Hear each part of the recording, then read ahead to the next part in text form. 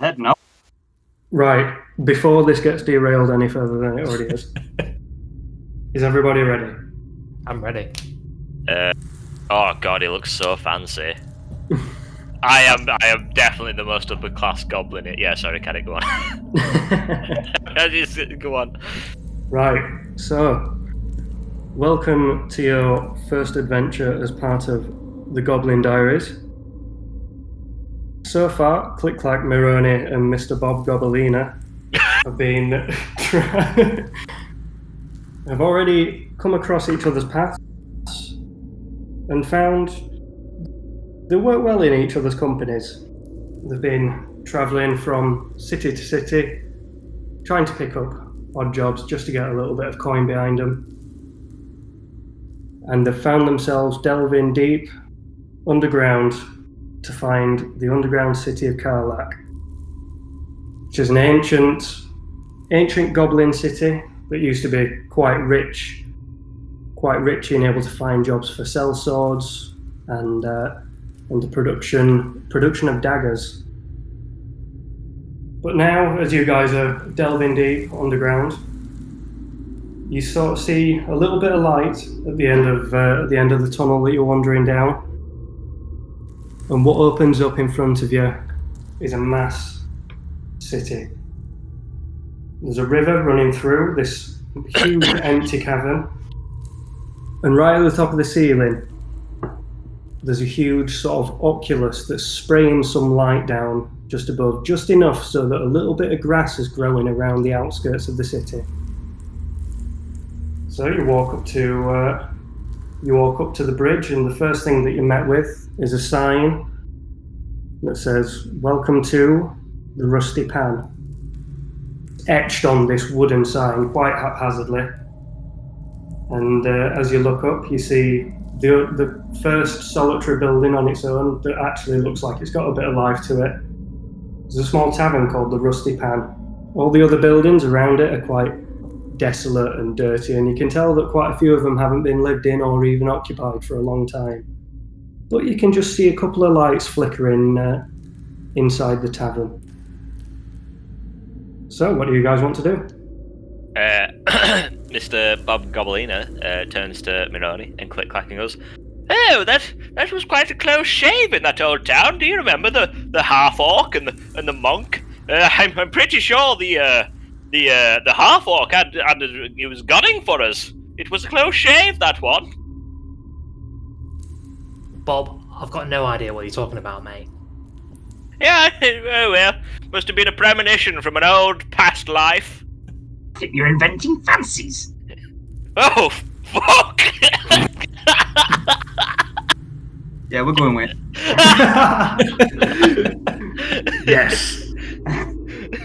Yes, lads. Okay. You might like a drink, but I would like a rest. You like to get in this tavern? Oh well, my feet are quite weary. Let us have a little wander in and let's see what the fine people of this fine place are doing. So do you guys want to enter the Rusty Pan? We're gonna burst in. How do you want to do this? Actually, I would like to pull out my viol, and I'm just going to start making some music as Bob makes his entrance. All right, so... Click Clack is hanging back. He's quite like the apprehensive furtive sort, so he's not getting in for this much. So Click Clack, Bob... it's probably best that you actually stay out here. You're a bit not good at looking great.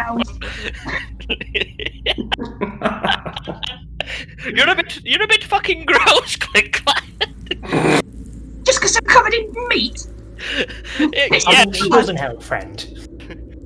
I think it's time to give you a bath. Maybe we should ask them if they have a bath in here.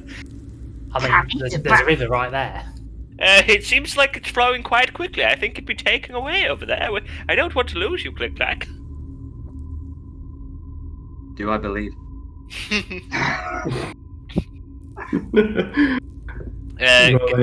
Roll an insight. First roll Insight check on a party member. We're doing well, lads. You've not even got in the fucking tavern yet. Just 6. Yeah, you believe him. Can I actually perceive that the river is flowing wildly, and it would definitely take Click Clack away? Well, because we're underground, the river's actually quite still. It's quite a dank place, and there's a couple of drops falling from the ceiling, which is about, from what you guys can see, maybe about 100 feet high. Idiot. Click Clack, I think if you go in there, you're not coming back. Where we ought to go is in the fucking tavern. Alright. Mironi, spinners are tuned. Oh, well. Let's go then. Right, so I'd like Moroni to roll a performance check as Mr. Bob Gobbolina takes the lead into the tavern. That is a 14. A 14. Right, so as Mr. Bob Gobbolina enters into this tavern, he opens the door with a wide creak. You can tell that this store's pretty much on its last legs. You can tell there's not a lot of money flowing around here for any sort of repairs or anything. And as Moroni walks in behind him, playing his janty little tune, he just dropped a die. Don't all shit yourself. So the guys inside the tavern, you can see there's a sort of rough, scrawny looking goblin behind the lower than usual bar. Just casually stood there. He's wiping a glass, but you can tell he's not really doing a very good job because of the quality of the ale that gets served here. Probably stains all the glasses.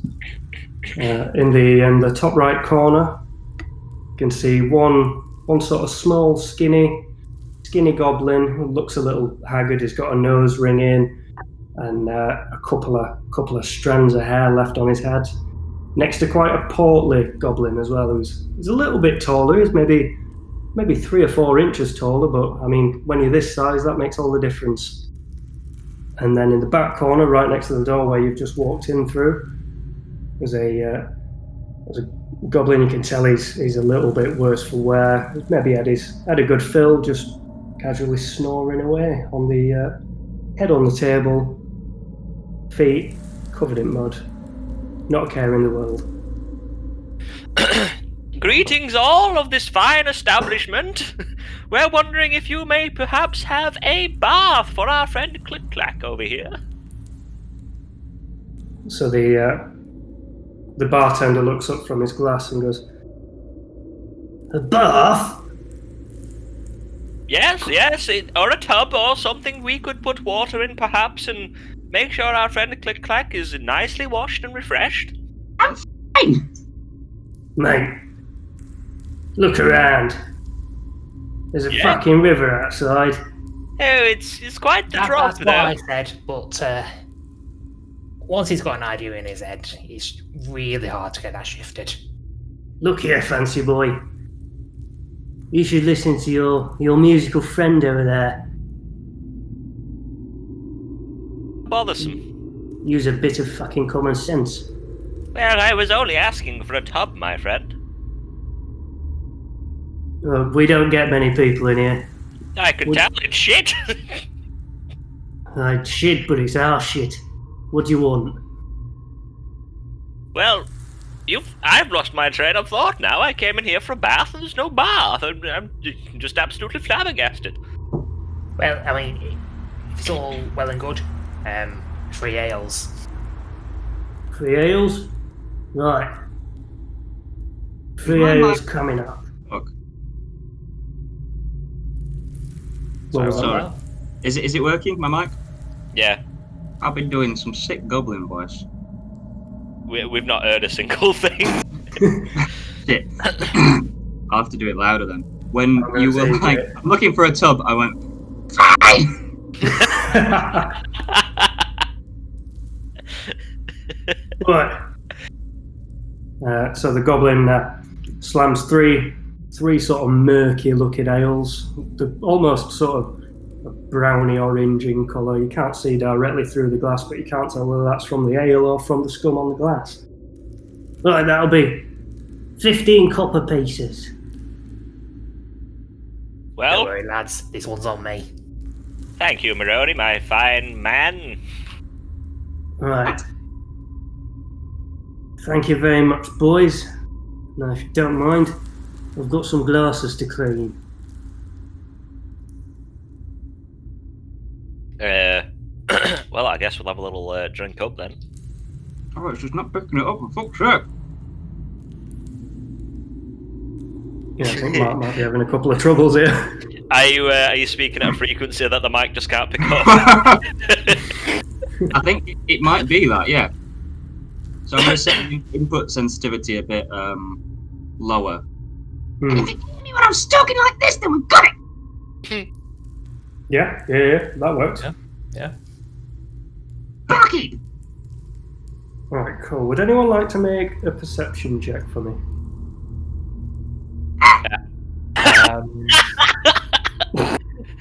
While I'm drinking from the glass, I have a little look around, I guess, see what I can figure out of this place. So I'll do perception. I rolled. 1 minute. Let me get to grips. Oh, I've got +3 on perception with this character, so I rolled 9. 9? Yeah. I got a 4. 17! 17, right. So click clack as you guys go and sit down. You notice that the skinnier of the two goblins in the top right table, they were sort of eyeing you up on the way in. And as you both sat down, you notice that they're also just sitting down as well, despite the fact that they were sat down as you walked in. Wait. Wait, what? They were sat down. What? They were sat down as you walked in, Yeah. and just as you guys have been stood at the bar, you've gone to sit down at a table and notice that one of them's just sitting back down. So they've gotten up at some point while we've been having our conversation. Yeah. Okay. You're about to learn something about click clack.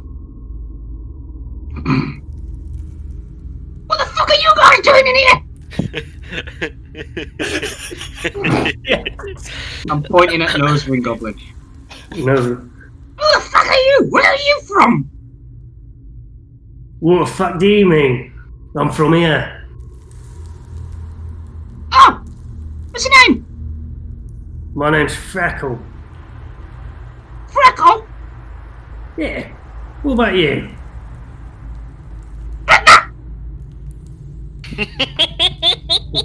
The other goblin sort of like recoils a little bit to think, oh, what's this guy's problem? He might be a little bit unhinged.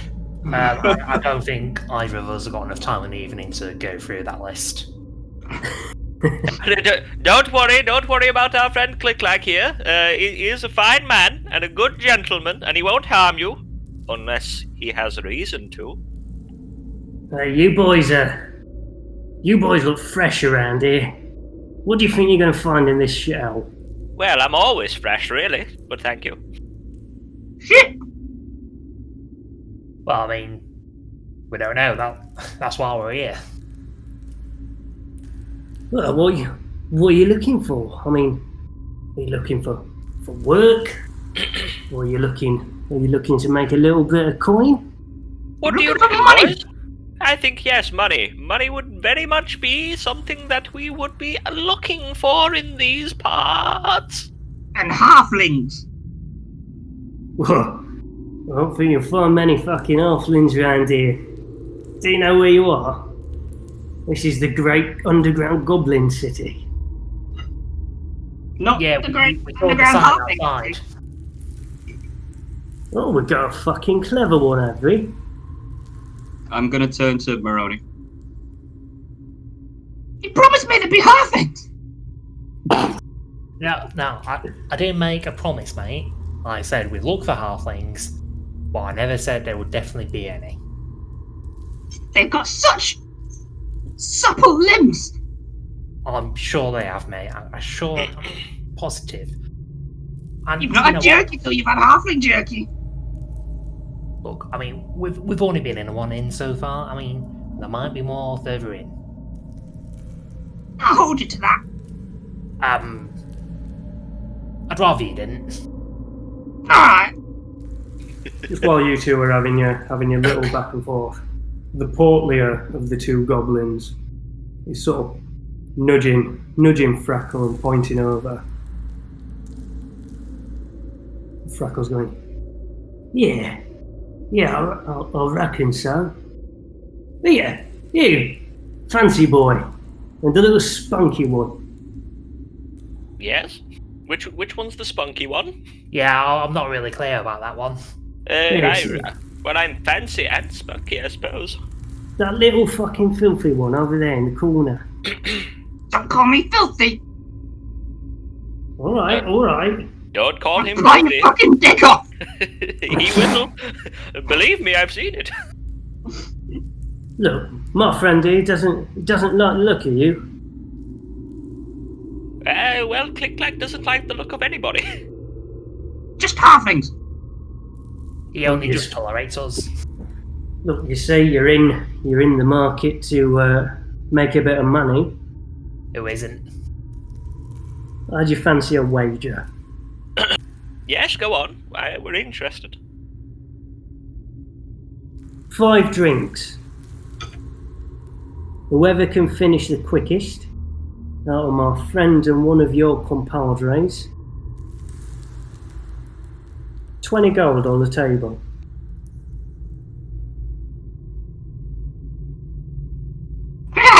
Yeah. Well, I mean, hold on there, Click Clack. Do we even have 20 gold between us? Yeah. I don't know.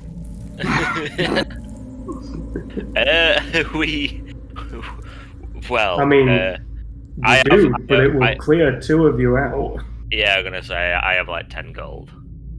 I mean, 3 drinks. 10 gold. I mean, I've got 9 gold 80.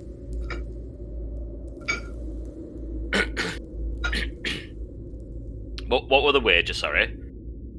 you got 20 gold on the table. We'll put 20 gold on the table. Okay. We'll each get 5 drinks. Whoever finishes the quickest takes the money, and the losers pay for the drinks as well. Well, I'm ready. Click Clack's ready. It's ready to go, right? And as Click Clack squeals, I'm ready. Frackle's going to produce this filthy bag. There's a little hole in the bottom of it, but you can tell it's had some good use. It's pretty full with gold. It goes, there we go. Galak, 10 ales, please, mate. Galak goes, you're alright. He's coming right up. I'll put 8 gold in and then look daggers at Bob. Also put 8 gold in.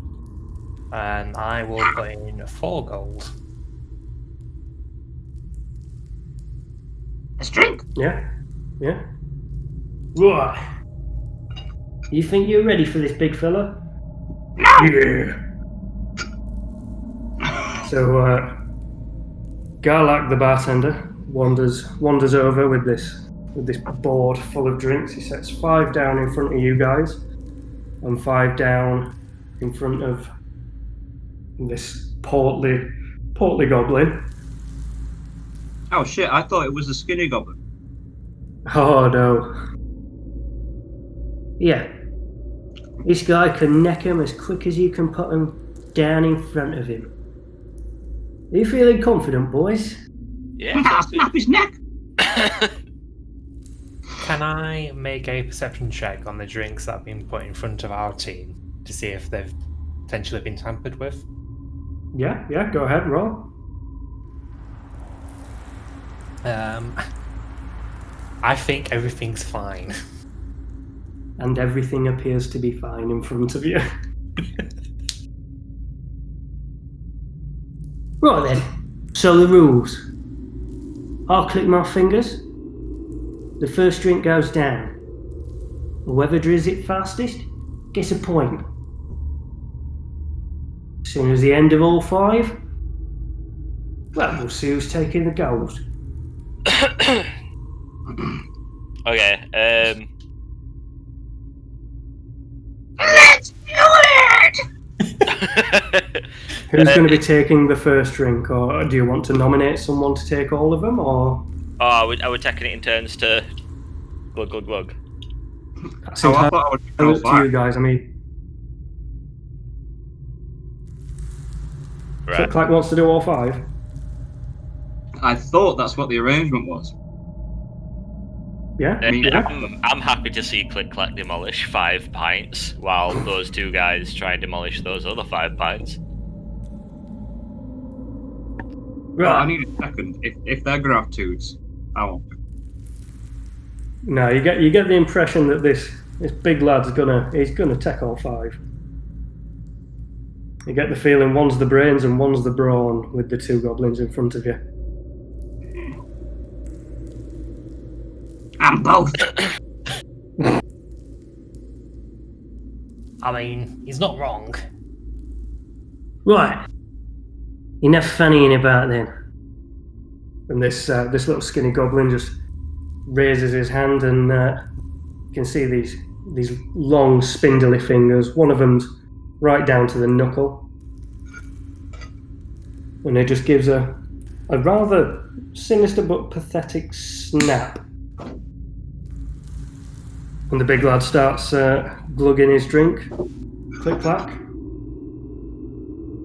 I'd like you to make a Constitution saving throw, please, mate. Okay.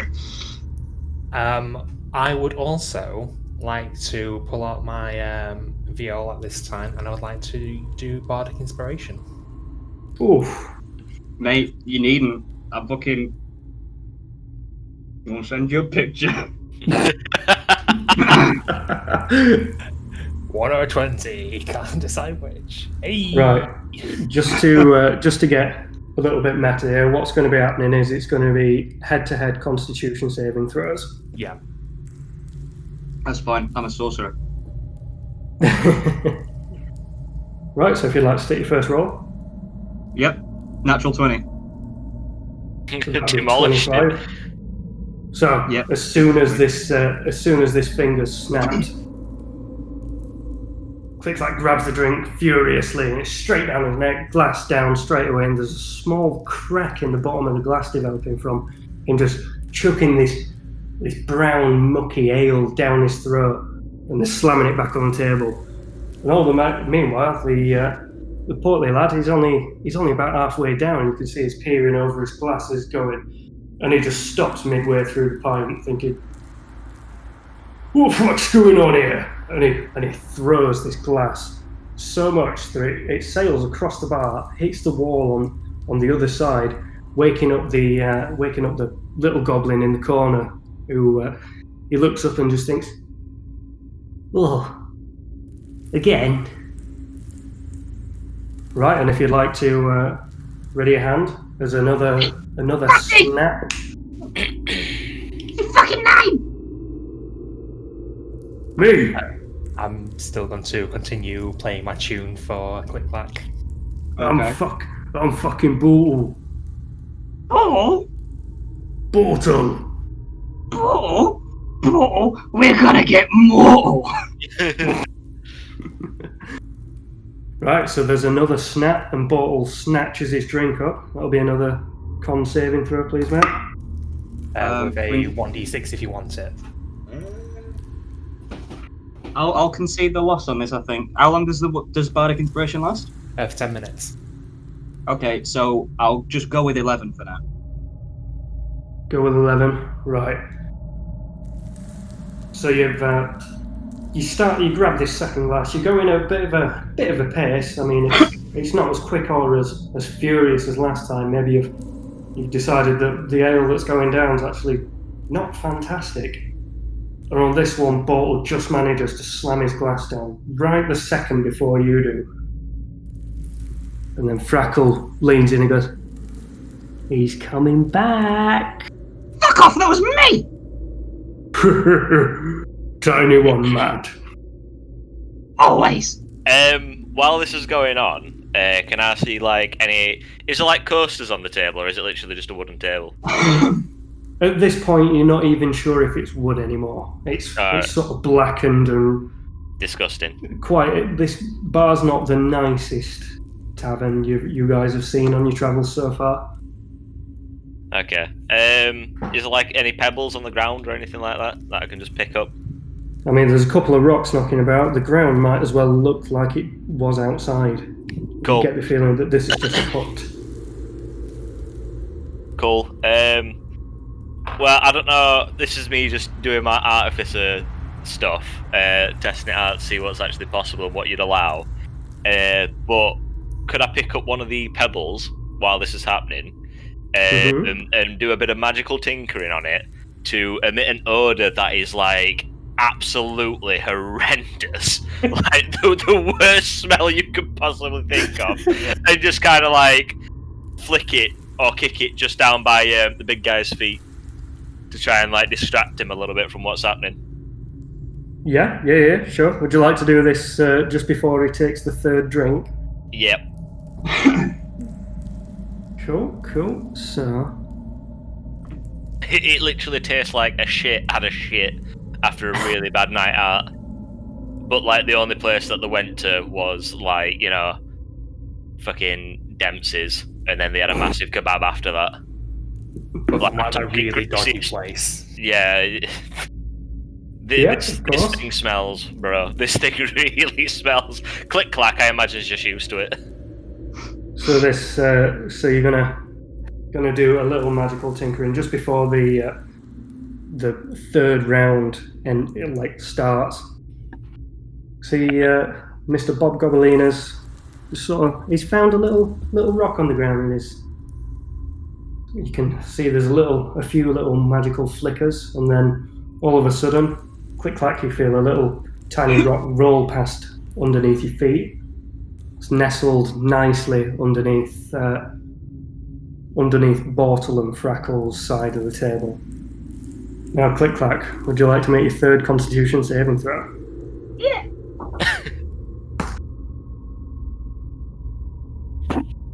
That's a 17 for me. 17. Well, Bortle rolled an 11. Ooh. I'm gonna blow a raspberry made out of foam at him. So as Bortle's halfway down this drink, you can see the fury in his eyes as he's supping this what looks like John Smith's, but if you dropped a bit of mud in it, it's halfway. It's John Smith. Halfway down. He's halfway down this pint, and you can see him just staring at you. He slams the glass on the table, and then he just takes a minute. John shit. Well, Gerlach! And you see the bartender just perks and goes, "What do you want now? Has this beer gotten better recently?" Better? Yeah, it smells quite nice. I turn to Maroney and I go, "Oh dear." Tastes like shit. Bob, what did you do? Oh well, you see, I don't know how goblins work entirely.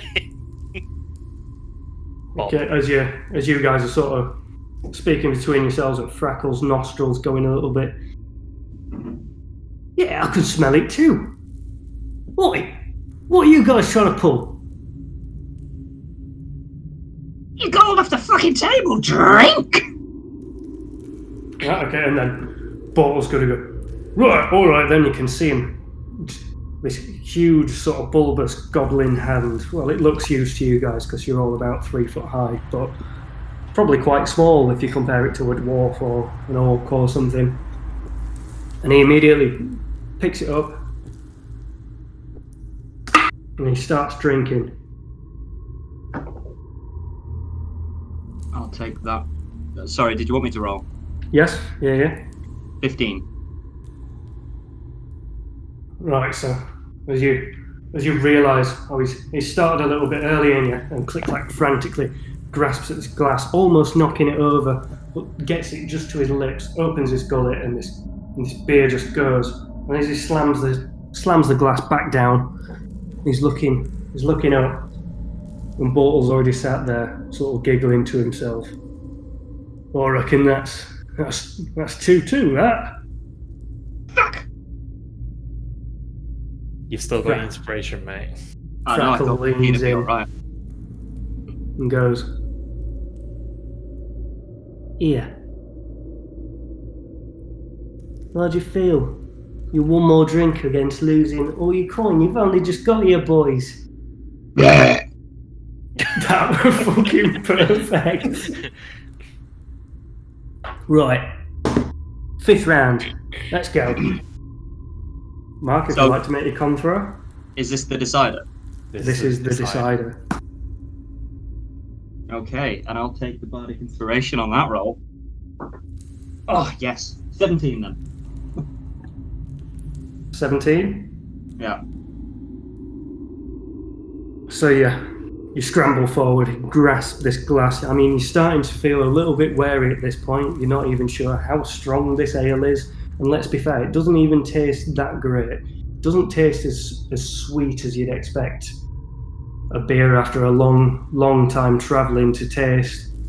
And I mean, it's the 5th one. It's starting to get pretty heavy on you. And you just click-clacks thinking in his head, "Oh, just think of the marrow, just think of the marrow, just think of the marrow," as he's trying to get this down. And then right before you finish drinking, you can just hear a glass hit the table. As it does so, can I cast Minor Illusion to make it look like there's still a bit left? Yes. I've got nothing to lose at this point. That's so cheeky, I love that. That's great. I'd like you to roll a deception check though. Okay. That is an 18. As an 18. Right, so Bortle slams this glass down in front of him and goes, "Yeah, looks like we've won again. We'll be taking that gold, boys." Wait a minute, lads. I thought you had to finish your drinks. "What do you mean I have fuck?" And then he looks down at the glass and sees there's a little bit left. Frackle turns to him and slaps him up the side of the head and goes, "What the fuck did you do that for? Come on, we were home and dry." "Hey, that's nothing to do with me, that."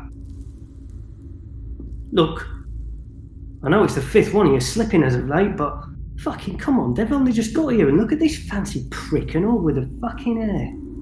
Money, please!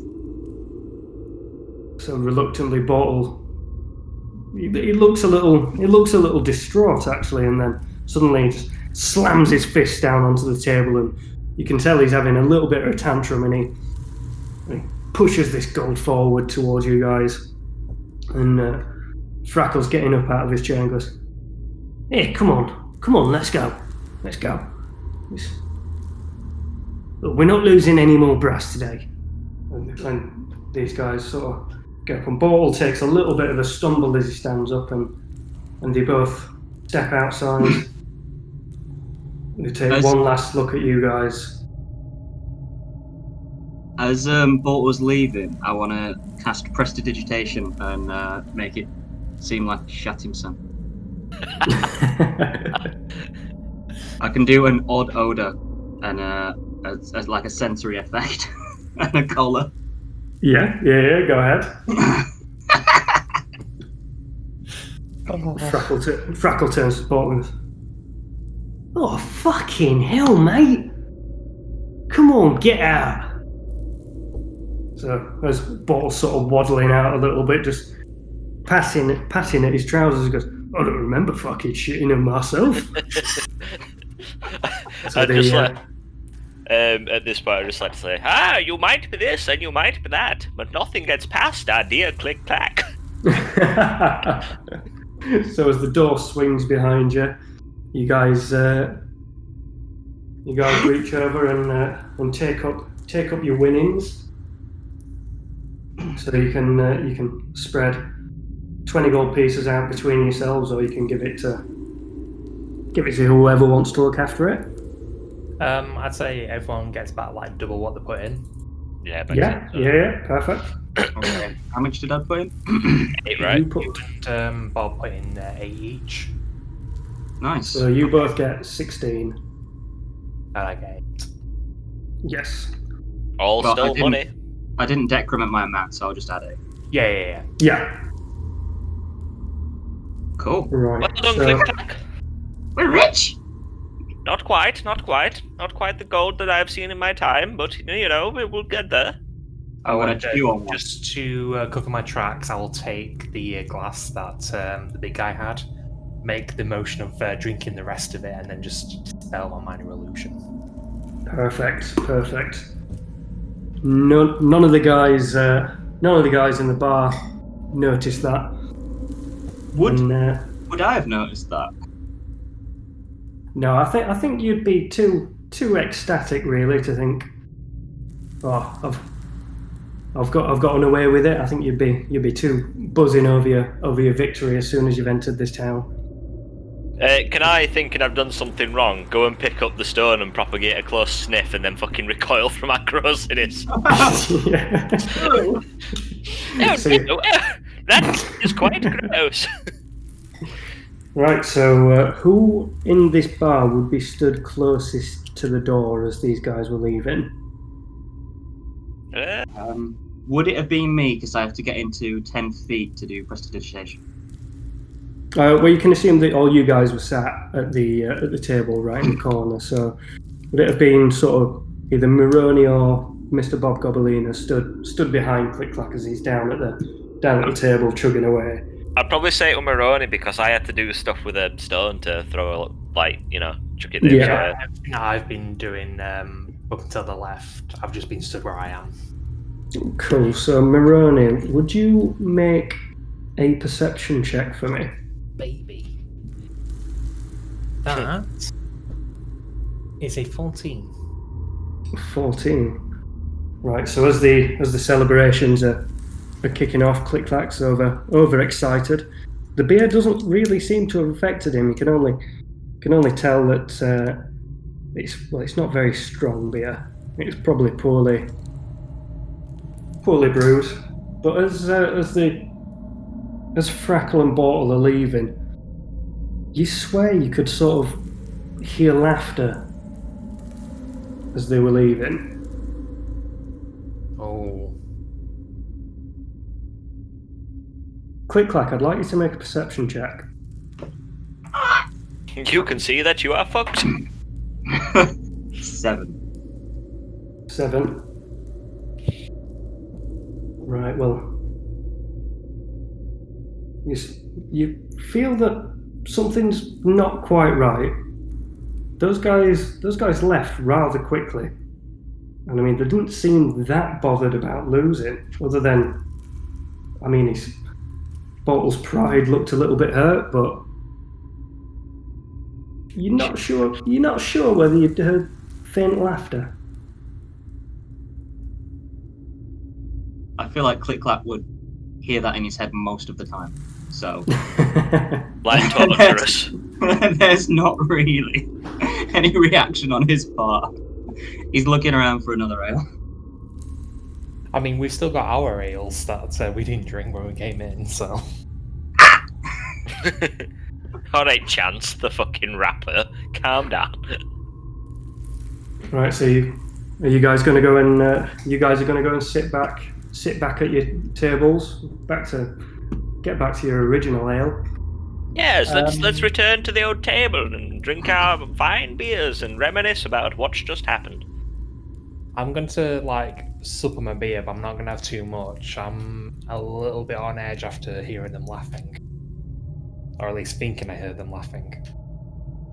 So as you guys sat back down and you're taking some sips, Garlic, the bartender, sort of strolls up to you guys and goes, Look, you're new in town and I've seen this a million times before. I feel like you guys should check your pockets. So, I check my pockets. You also, Mr. Bob Gobolini, realise that everything's there. Everything looks normal. Moroni, you have a good pat down and think, yeah, everything's accounted for. And then, click clack, you're having a dig around, and you've noticed that one big shiny rock that you've been holding onto, that's missing. Where's my fucking rock? That click clack, you've lost your rock. I'm off my rocker. He's off his rocker. I've lost my rock. Oh no, click clack's lost his rock. I'm gonna sprint after the two. So you guys are going to sprint after the two? Right. Well, I mean, I was sprinting after Click Clack at this point. I don't know what they're doing, but Click Clack's going dash, double dash. Screaming all the way. I would Right. like. I am now going to cast Expeditious Retreat, but it's less of a retreat, more of a come the fuck here. I'm not really. I'm just going to go after Click Clack with Moroni and all that. Right, so you guys burst out, click clack in this frantic, frenzied panic, thinking, my diamond's gone, my diamond's gone. You burst through the door and then you guys are like, oh, what the fuck's going on here? And then Moroni's already nervous, thinking, those guys were laughing as they were leaving. And you all exit the tavern, chasing after Click Clack, and I'd like you all to open Astral for me, please. We've already been fucking about in Astral this entire time. Also, before I leave, I do throw a silver piece of the barkeep. Look after yourselves, lads. I mean, no one's gonna fucking miss him. I think we understand each other perfectly, mate. Right, so Moroni, are you going to join the guys outside?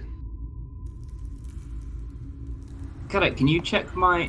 I don't know how, but are there some settings that are mine on Astral that you have set? Because look, I can do this shit. Oh, yeah, wait. your snap seems to be off center. Yeah, but I can move myself. How do you mean? Like that. Ah, I'll Where you refresh. get no snapping. I'll refresh. I can when I drag, and it's the same with the ruler. It's like I'm not snapping to grid, but I can't find a user setting for it. No. Oh. yeah, I mean, Let me rejoin, see if that is fixed. No, I'm where I was. I don't remember there being any player Aha! specific settings. I've reloaded and it's all right. All right. Fair enough. Yeah. Everything's fine. right, so as you guys exit the tavern, Click Clack at the front, you can already see that Frackle and Bortle are making their way over the bridge. Frackle's turning around. Oh, come on, Fatty, you've not really shit yourself. Let's go before the realize the fucking diamond's gone. Bit too late for that now, lads. Frackle turns around. Oh, fucking hell. Frackle. Frackle, mortal, you shouldn't have fucked with the best. Give me this fucking diamond. Frackle turns around and goes, Bortle, look, we're going to have to do this the old-fashioned way, mate. I'd like everyone to roll for initiative. Yeah, boy. Damn, I didn't even have time to cast Mage on that. Why? I rolled 11. 14. 12 for me. 12, 11, 14. So that's Click Clack with the 12. Yeah. Moroni with the 14. Boy. Bob with 11. And then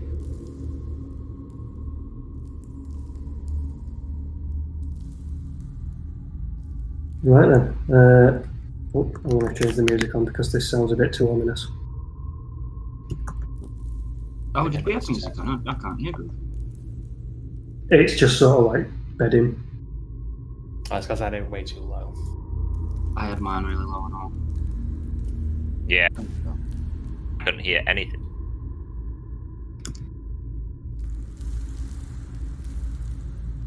What percentage of you guys got it on? About 50, 60. Yeah, I think I need to put it up to about 50. I'm gonna put mine up to 80.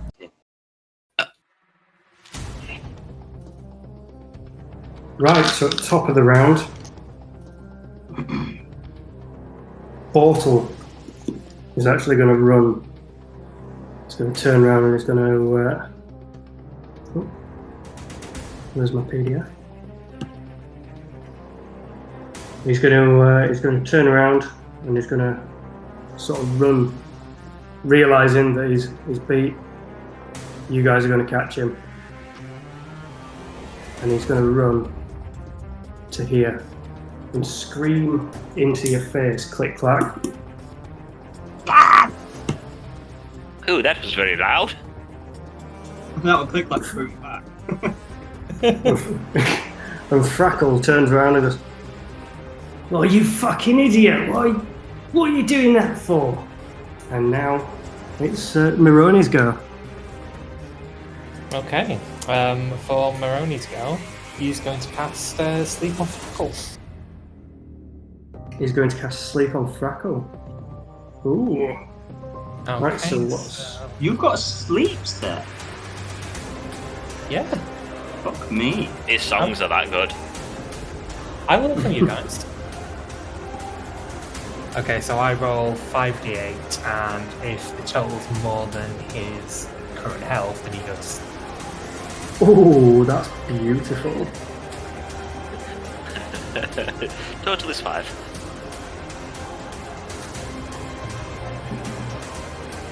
24. I mean, Frackle, he turns around and just as he's about to scream at Bortle, angry that he's run into this fight straight away, when they seem to have a pretty good vantage point on the bridge there. And all of a sudden, he just drops, sleeping like a baby. And is that everything that you want to do with your turn, Moroni? Let me just see if I've got anything that I can do on bonus. No, good. No, cool. Right, so now it's Click Clack's go. I'm gonna like shout back at Paul, "You shit yourself!" And I'm gonna just like, you see my hand go red, and I just yeet a firebolt right at his face. Firebolt, not fireball. I'm gonna say. Right, so roll to attack. 14 to hit. 14 to hit. Just hits. Roll for damage. 8 damage. 8 damage. Right, so Click Clack screams, and then a sheet of red light sort of flies straight out of his hand.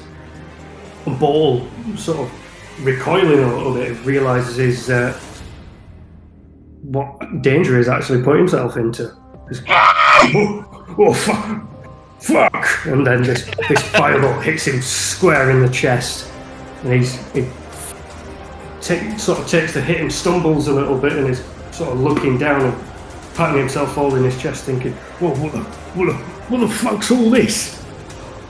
And then I'm gonna just jog down to the 15 feet back. Right, brilliant. Come on, piece of shit! So that brings it to Bob Gobelina's go. Bob Gobelina. So, Bortle's just been hit, right? Yes. Okay, so I would like to scribble on my hand a little bit of writing, and then I'd like to be walking up to Bortle with my hand outstretched, going, "No hard feelings, my friend. Let's just end this here." And I go to shake his hand and just straight up touch him, and I want to cast Shocking Grasp. Boy. So I mean, I've written on my hand, time to shock or something along those lines. Brilliant. Roll to attack. I actually don't understand how this works. One sec. I'm the stock. So you roll a d20 to attack, and then Yeah. shocking grasp, you add 4 to that. Ah, fucking shit. It were I rolled 10. So is in that case, 10 plus 4? No, that was 6 plus 4, so that's 10. Cool. Does that hit? That does not hit, unfortunately. So as you go to shake Bortle's hand, you're holding your hand outstretched. There's no hard feelings. Bortle, after being a little bit confused, he's just been hit in the chest with a fucking fireball. And he almost dazedly goes, "Yeah, well, I mean, we can just call it." And then he's just about to shake your hand, and then he sort of snarls and thinks, "No, no." So with that, it will be Frackle's turn. Is asleep. Well, Frackle's asleep. So let me just double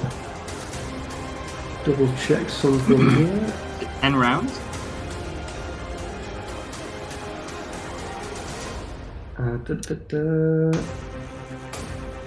Give me a second, boys. I'm just looking up. These,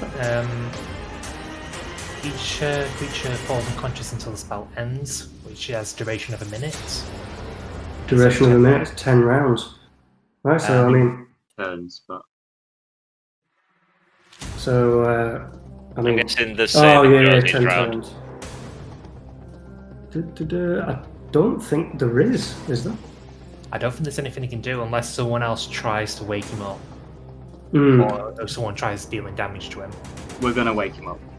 Oh, I mean, eventually, but why fight two guys when we can fight one?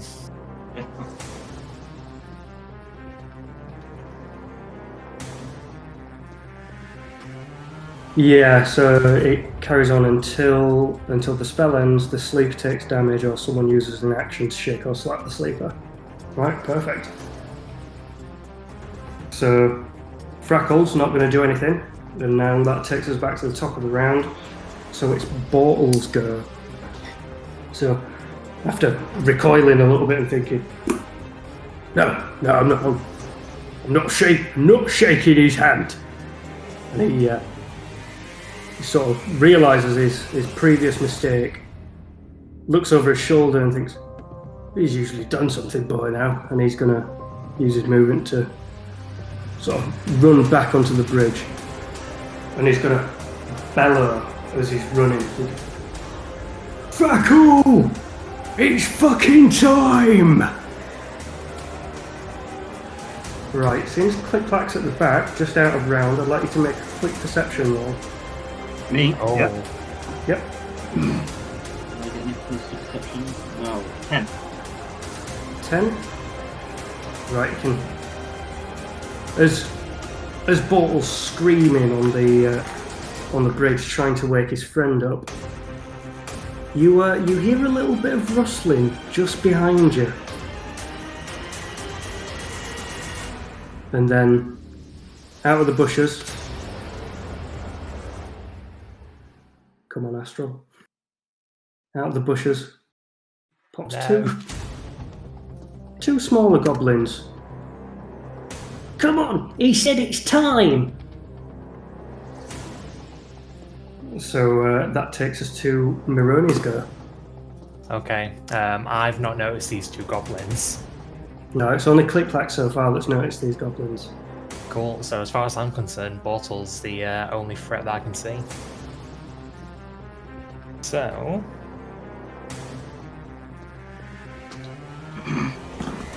I can't make it to Bortle, but I can at least get to about 20 feet, and I'm going to throw a dagger at him. Ooh. Roll to attack. Yep. Never even thought about throwing daggers. I mean, it's pretty much like when you're throwing javelins. Fair. That is an 11 to hit. An 11 to hit. So you throw as Bortle's retreating. You sort of unsheathe this dagger, but as you're unsheathing it, it sort of like fumbles around in your hand, and you can't quite seem to get the right throw on it. And it sort of like whizzes past Bortle's head. And he sort of turns around and goes, "Boy!" And that will take us to Clickback's turn. And I'm gonna sprint here as I pass Bob and say, "Goblins behind us!" And then launch another firebolt at Bortle.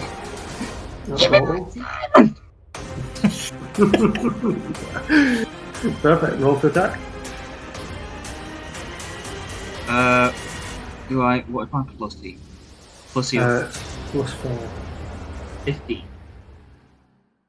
Not 15 altogether? Yeah. Right, cool. So roll that hits. So roll for damage. I'll use my red one. 7 damage. Oh. How do you want to do this? I'm gonna blow his fucking head off. It'll blow his fucking head off. Right, so after noticing these two goblins like rustling around behind you, it's obviously a little bit of an ambush. You sort of run it, sprinting towards the bridge, shouting at Mr. Bob Gobbolino as you run past, to realise there's a bit of a threat going on behind you.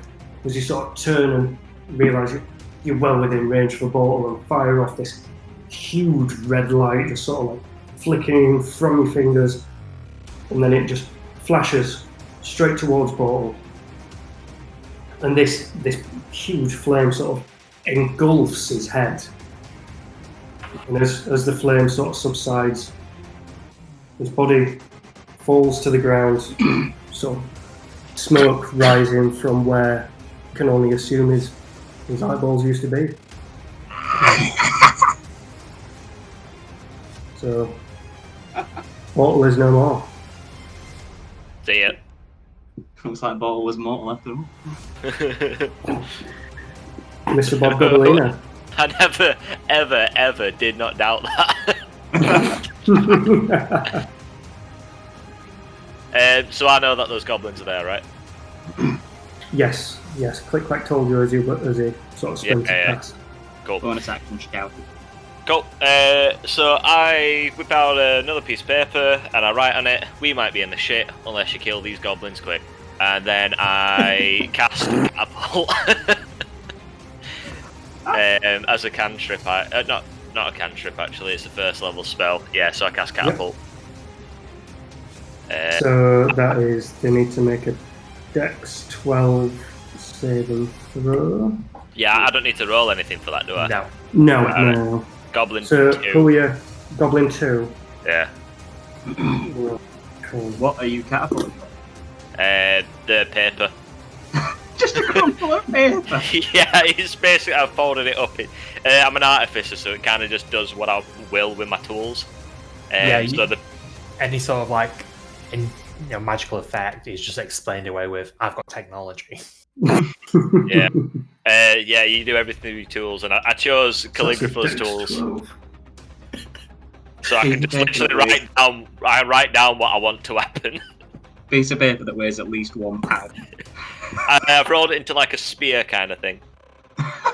Dex 12. It's gonna be a hell of a paper cut. As you launch this seemingly harmless looking piece of paper towards Goblin 2. You fucking say. As you Goblin 2, I mean, this sails through the air pretty slowly. I mean, there's not much weight to it. And Goblin 2 sort of, all right then. And then he's just takes a little shimmy to the left, and the piece of paper just sort of sails right past him. Aww. So he rolled a 14 on that one. Well, you know. Such a good fucking cantrip that as well. It's 3d8. So that I've got to say, damage like that, no wonder it's a low save. Yeah, it's only 12 in it. So that brings us to Goblin 2's go. And seeing this, he's thinking, he's trying to do something to me, he is. And he's going to move here and unsheathe the dagger and send it flying right towards you, Mr. Bob Gobbolina. I say. Does a 9 hit? A 9 does not hit. Right, so you see, after clearly pissing this goblin off, this goblin's sprinting towards you. You can see him already unsheathing this dagger. And right as he goes to throw it straight at you, you think, right, the danger's coming, I got this. And you casually raise an arm and lean to the left-hand side, and the dagger sort of flies right underneath your armpit. And you see it sail over the water. You see it sail over the wall and make a little sploosh. Splooshy. It lands in the water, and that brings us to Goblin 1's turn. And seeing his friend up there is thinking, oh, I need to go and help out here. So he's going to move up here. And he's going to fire a dagger at you as well, pissed off that you're making a mug of his mate, basically. You try to attack him and then you sidestep. So, does a 14 hit? Does it have to match? Well, my armor class AC is 14. Yeah, if it matches. So then. that's a hit. Oh, okay. So he's going to. This other goblin runs up as you've just swatted out of the way of this first goblin's attack, and then this other one's sort of like he's running up straight to you, and you notice him just at the last second because he's sort of running behind the other goblin, and you think, oh yeah, I'm pretty impressed with my little dodge, and then all of a sudden a dagger sort of flies right and hits you in your upper arm and does 3 points of piercing damage. Oh, thank God. Right, so that brings us to the top of the round, Moroni. Because I've seen one of the goblins throw a dagger into the water when it missed. Am I aware that there's goblins behind us now?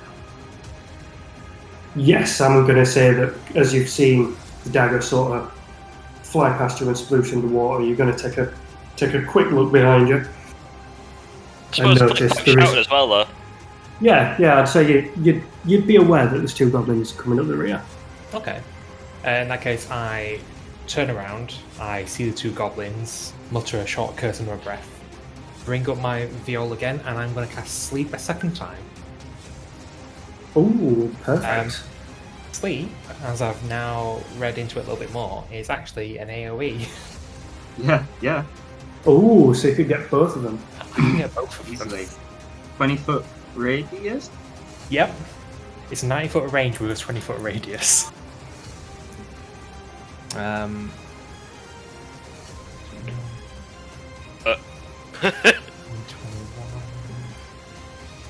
So that's 26 points. So where do you want to aim Sleep? I would say like around here, so it'll catch the two goblins, but not Bob. I could do with a nap, old friend. So here. Yeah, so like around there. Right, cool. Yep. So So that 26 points, it'll go. It'll affect the goblin that's got the least hit points, and whatever's still left over afterwards goes onto the next. Yeah, well, they're both going to drop. Okay. So it's the faint sounds of.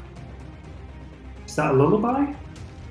Yeah, it's a very calming, almost a bit of a sad tune that I play. Yeah. So this somber sort of lullaby sort of feels over the airwaves. Is it the song Mr. Krabs plays on the world's smallest violin? It is now. World's smallest viol.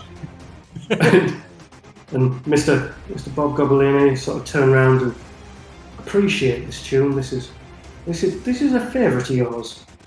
And the two goblins, you can see the rage sort of leaving their eyes as they both sort of lay down, cuddle up towards each other, and the two goblins are now spooning in the middle of the road. And you guys take a look around. Everyone's asleep. I mean, Bortle's not asleep. Bortle's laid on the deck with his eyes burnt out. But everyone else is asleep for eternity. Yeah, he's having a permanent nap. So that brings us to Click Clack. Oh god, click clack now. Is this the place where Bottle was? Yes. Probably, yeah. What do I want to do? Do I want to do that or do I want to do that? Search them both when they're dead. Fuck off, sticky keys. Simon. Click clack. What is this? What is this language? I'm gonna run up here, and because he's unconscious, I think I got. Gonna eat another firebolt at Freckle. You're gonna cast a firebolt at Freckle. Yes. Right, cool. He's unconscious, so it's at advantage, I think. Hang on. But he's also prone, so yeah, he is I'm prone. going to say that's just a straight attack roll. I'll go for that. Come on, what is that? 15. 15. Right, so roll for damage. 7 damage. 7 damage. Right, so gleefully skipping up to an unconscious Freckle. Click clack, readying the flames between his fingers, and just gives it a quick poof. And this, I mean, considering how gleeful and casual he was as he walks up, I mean, you wouldn't expect for Freckle's body to sort of burst into flames, and the flames catch. And I mean, they stay there. And he's not moving. Oh. So that's going to be the end for Freckle. It's too fun to laugh as Click Clack. It's my favourite thing. Oh, because I've just had a quick look into unconscious. Any type that hits a creature if you're within 5 feet is a critical hit. Oh, nice. Well, I wasn't, but Yeah. Oh, so if you walk straight up to it and you hit it, it's an insta crit. As long as Yeah. you hit, Yeah. yeah, Oh. then it's not a crit. Right, so that brings us to Mr. Bob Gobbolina. Okay. One sec. I go here oh, and God. goblin one. And I kind of just write a little bit on his skin, basically saying, "Summer, I'm gonna shock the shit out of you," and I just touch him. Shocking grasp is what I'm casting. So that would be at Shocking advantage grasp. and auto crit. Yep. Yep. So If I hit roll right. to hit. Yeah, so you roll with advantage as well. Oh, with advantage. Well, I don't think I need to roll the other dice because I rolled a 16.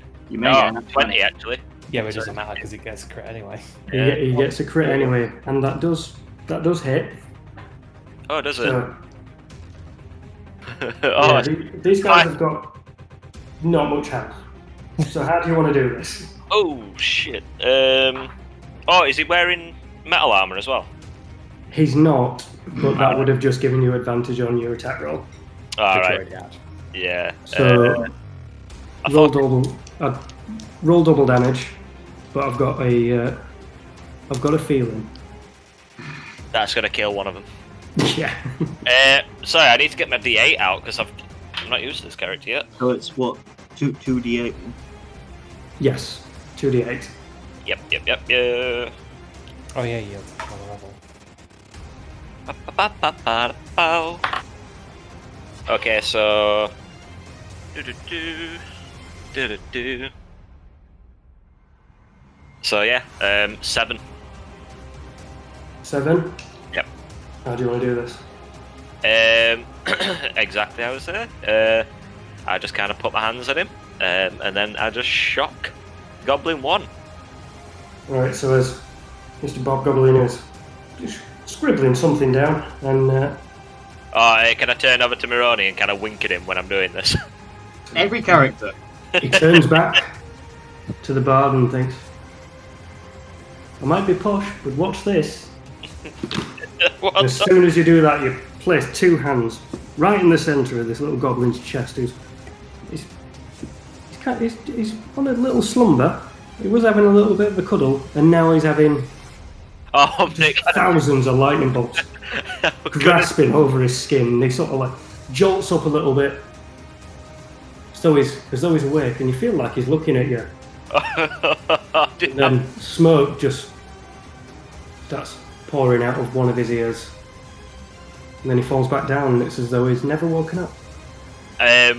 Sorry, what I should have said was over to Ramoni. I'm like, should have been like, maybe he's learned his lesson. I'll just give him a bit of resuscitation and see if we can have a little chat with the little fellow. Just fucking. So you wanted to chat, and now he's dead. And now he's dead. So that brings us to Mironi. Oh dear. At this point, Moroni just sighs. He's not a big fan of actually killing goblins. I didn't mean to. I mean, I think he thinks about this a bit differently.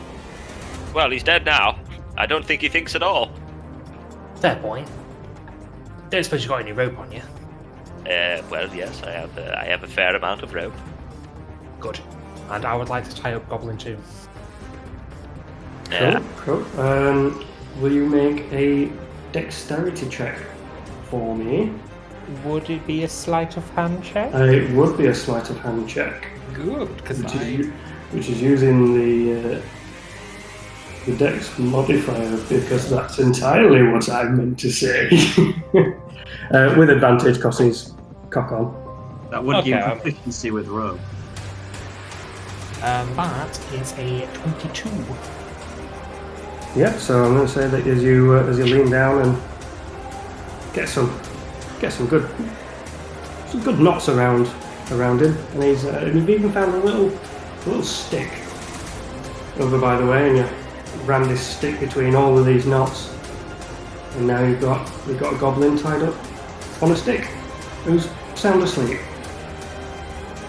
I'll probably say don't try shocking this one. I can't see it going well. But let's see if we can find out a little bit more about our friends. Right, so with everyone either dead or incapacitated, I'm going to say that's the end of combat. What do you guys want to do? Click Clack runs up to Frackle, regardless of whether he has to rip bits of bird flesh off or whatever, he's looking for that diamond. So as you're sort of grasping through his possessions, you're ripping the clothes that was loosely hanging onto his body, you do recover Click Clack's diamond, along with 17 silver pieces and 1 minor health potion. Ooh, nice. Very generous. We're probably going to need that.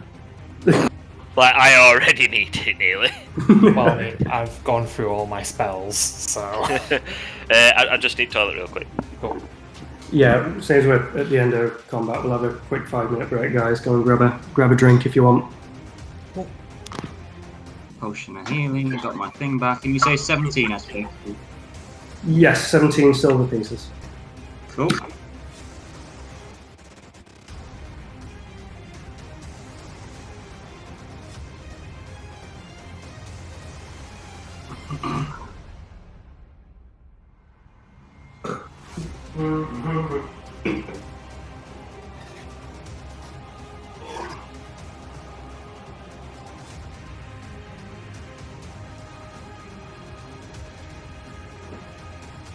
fucking loving this so far. Oh, good. I'm glad. I was a bit apprehensive of how it was going to go, to be honest. Well, so far, mate, it's going fucking fantastic. Yes, good. I'm glad. We'll see how you guys feel by the end of the session.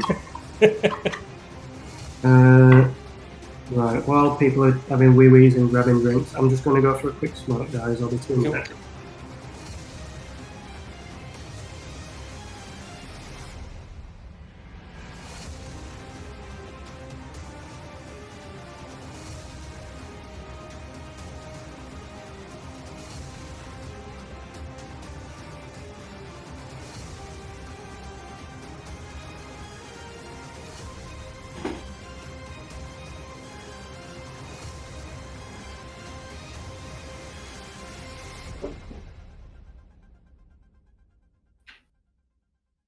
Just getting a drink with my fancy crystal glass. And now.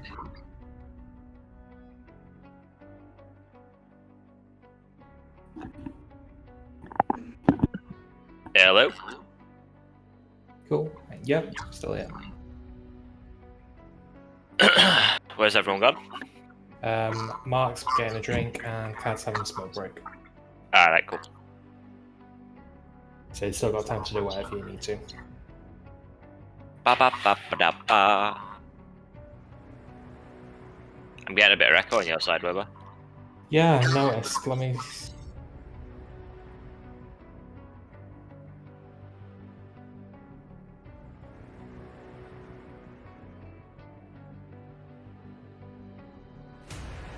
What about now? Yeah. But it's better. Oh no, that's not coming through me. Who is it coming from? It's coming from Caddick. Oh yeah, he might have just left his headset too close to something, Yeah. Whatever.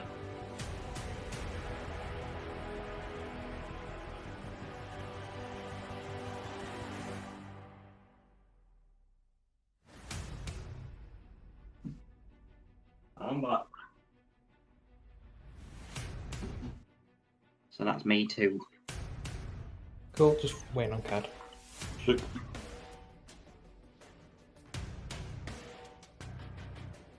Can't believe the bastards nicked me down. I didn't even know you had a diamond. I worked it out with Caddick. I've started with no armour or nothing, just a dagger and a diamond basically. So that I can cast chromatic orb. I'm very happy that finally one of my attacks hit. Only needed advantage. To be fair, I didn't even need that advantage.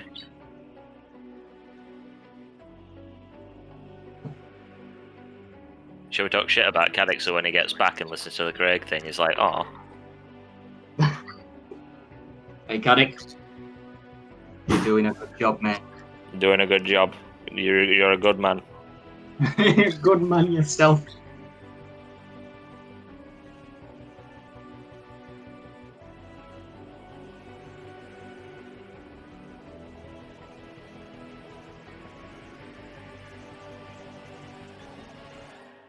To be honest, I think we've all done great. I love Big Black and Bob. You say you love him, but he's gonna do some shit. Oh, I know he's going to do something horrendous, but it's going to at least be hilarious. Click Clack's gonna do something horrendous. He can't not. Right, I'm back. Is there any sort of echo or anything on my mic? There was. There was. Is there still now? Yes. Right, cool. I put my headphones back in. Cool. Right, is everyone ready? Yeah. Cool. Right, so finishing combat. Both the guys that tried to make a mockery out of you guys and steal little Click Clack's diamond are now both burning on the floor. That was the last mistake they made. Click Clack's recovered his diamond. And the other goblin, one's had a bit of a shocking end to his life, and the other one's tied up on a stick. What do you guys want to do? Click clack is going to go up to the fat goblin whose head I blew off. Okay. And I'm going to search him as well while stabbing the corpse repeatedly. So as your little daggers sort of frantically making a little spray of blood around you, you're searching through his pockets and don't really find anything of worth. There's a couple of rocks and a dagger. How shiny are the rocks? Not very. There's a good layer of mud on them, and it's a bit of a mystery as to why they're even in his pockets. Good for the digestion. What else did I find? You found his dagger. His dagger. I will take his dagger. Oh, so you'd like to add another dagger to your inventory? I mean, it's pretty standard, but it does have a small etching on it that just says Karlach. Oh, that's cute. So from what you can deduce, it's I mean, the city's main export used to be daggers, so here's one a little beaten up, but you now have an extra dagger.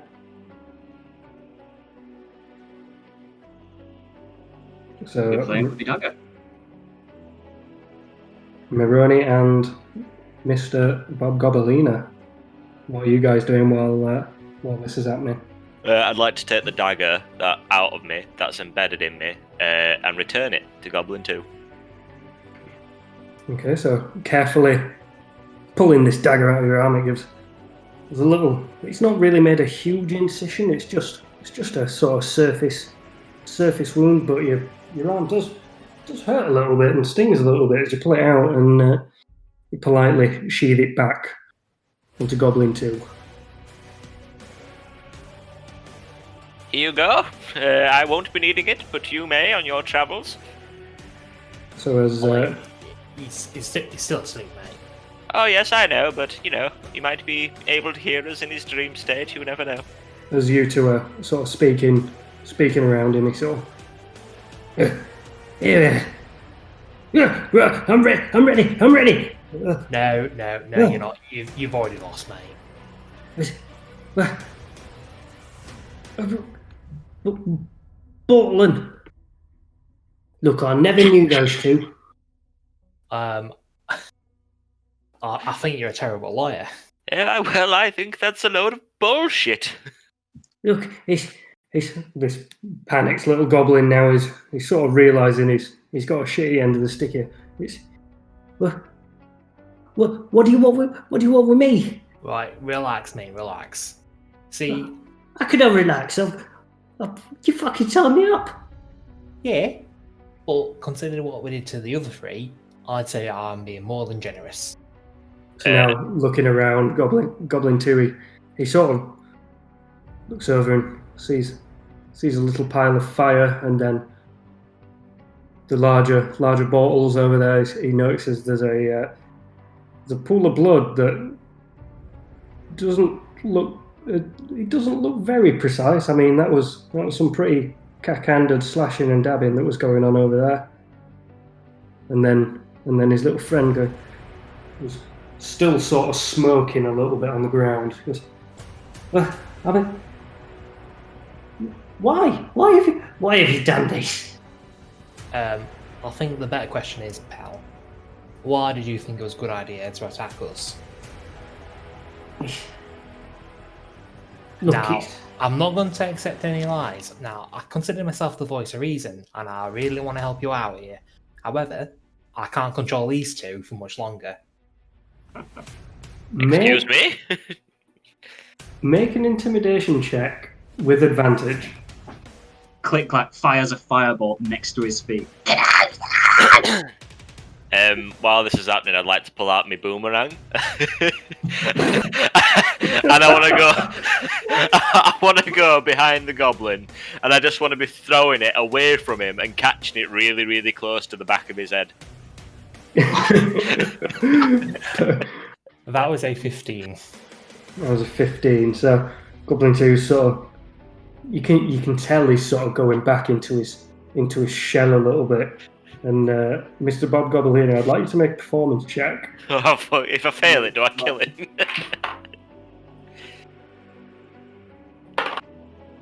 I rolled 15. 15. Yep, so stood behind him. Boomerang's flying away from you, and you're catching it right at the back of his head. You can feel the few strands of hair brushing up against the back of this goblin's head as he sort of flinches a little bit. That this he's very rattled. I'd just like to say, you better speak up, old goblin, old pal, because I'm not quite great with this, you know. I'm not the best catcher. Look, it's nothing against you guys personally. I mean, jobs round here, Don't have to say few. anymore, mate. Don't have to say anymore. I've been in the same position you have. I know how difficult it is. I know you gotta just get by with whatever you can. Fully appreciate that, mate. What? However, we also don't appreciate being attacked. I'm sure you can appreciate. I mean, Look, you're I mean, now. it wasn't meant to be an attack. We were just here as bodyguards, sort of. I don't know, just to make a quick getaway. They ran in. They Occupational hazard, mates. I mean, this is going to happen eventually. looking kind of defeated. Goblin 2, he sort of like curls into himself and just goes real quiet. Now, don't beat yourself up too badly, mate, because today is your lucky day. How the fuck is anything about this lucky? Well, all I want from you, bit of information. Look, I mean, I'm guessing that those two over on the bridge weren't exactly the big brains of your operation, were they? Look, I mean, I think you've got us wrong here. I mean, we're strictly under the table. We're just a small little outfit. We take punts on the people that sort of come in here. I mean, the city's been on its fucking arse for ages. All we get is bits of brass off tourists. Oh, mate, you're killing me. You're not giving me anything I can work with. And Click-Clack here. Oh, he's not had anything to eat for a while. Click-Clack is going to start juggling. I'm going to use prestidigitation to make 3 small objects in my hand and start juggling them. But the 3 objects are miniature versions of Bortle, Frackle, and Goblin 1's heads. But after a while, they're all going to just turn into Goblin 2's head. And I'm just going to be there going like... Alright, roll a performance check. Oh, natural 20. Natural 20. Yeah. This goes perfectly. I mean, Click-Clack doing a little sort of dance. He's got these 3 goblin heads just spinning around in the air. And I mean, at first, Goblin 2's looking at this with... He's sort of intrigued to think, oh, this little guy's a little bit fucking weird.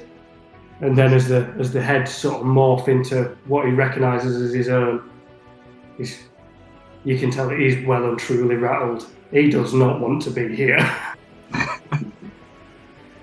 Look, I'm sorry. We didn't mean to offend. We only meant to steal. Mate, I get it, but you picked the wrong fight at the end of the day. Now, I'm giving you an out. All you got to do is give me some information I can work from. Look, no, look, I can get you a lead. You guys look like the adventuring type. You look like you're in it to make a little bit of brass. I'll be fair, you look like you can handle yourself. I'd say so. Look, if you guys head deeper into the city, I mean, there's not a lot going on, but if you guys can get right to the back, there's a few jobs knocking about, and look, they pay good gold.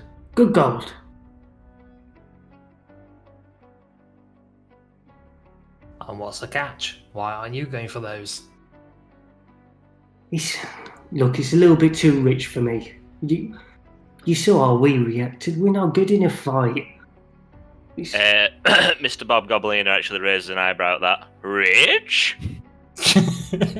Look, yeah. You guys want coin? I know where you can get it. But you gotta promise me you're gonna untie me and let me go. Can I, as I'm like interested in what he's just said, I kind of lose track of the boomerang and I want it to bang the back of the post. So as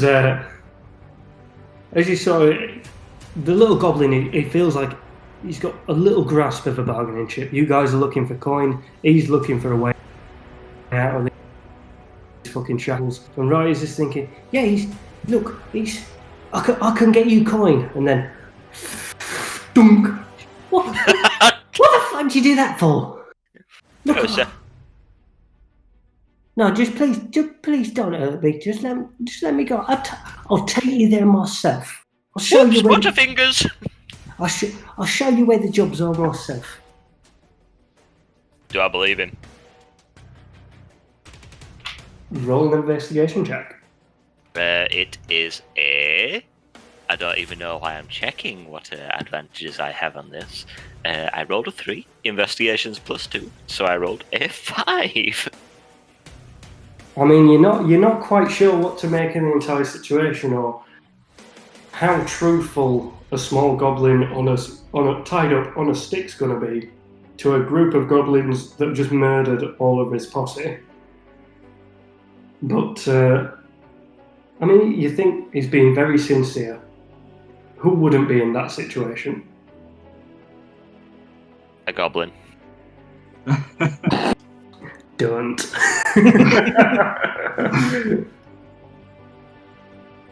Look, this is just the outskirts. The rusty pan. I mean, this area. It's not anything that. It's not anything special. If you want the jobs, you need to go deeper into the city. Look, I mean, you can go to the Warren. I'll take you to the Warren. Just untie me.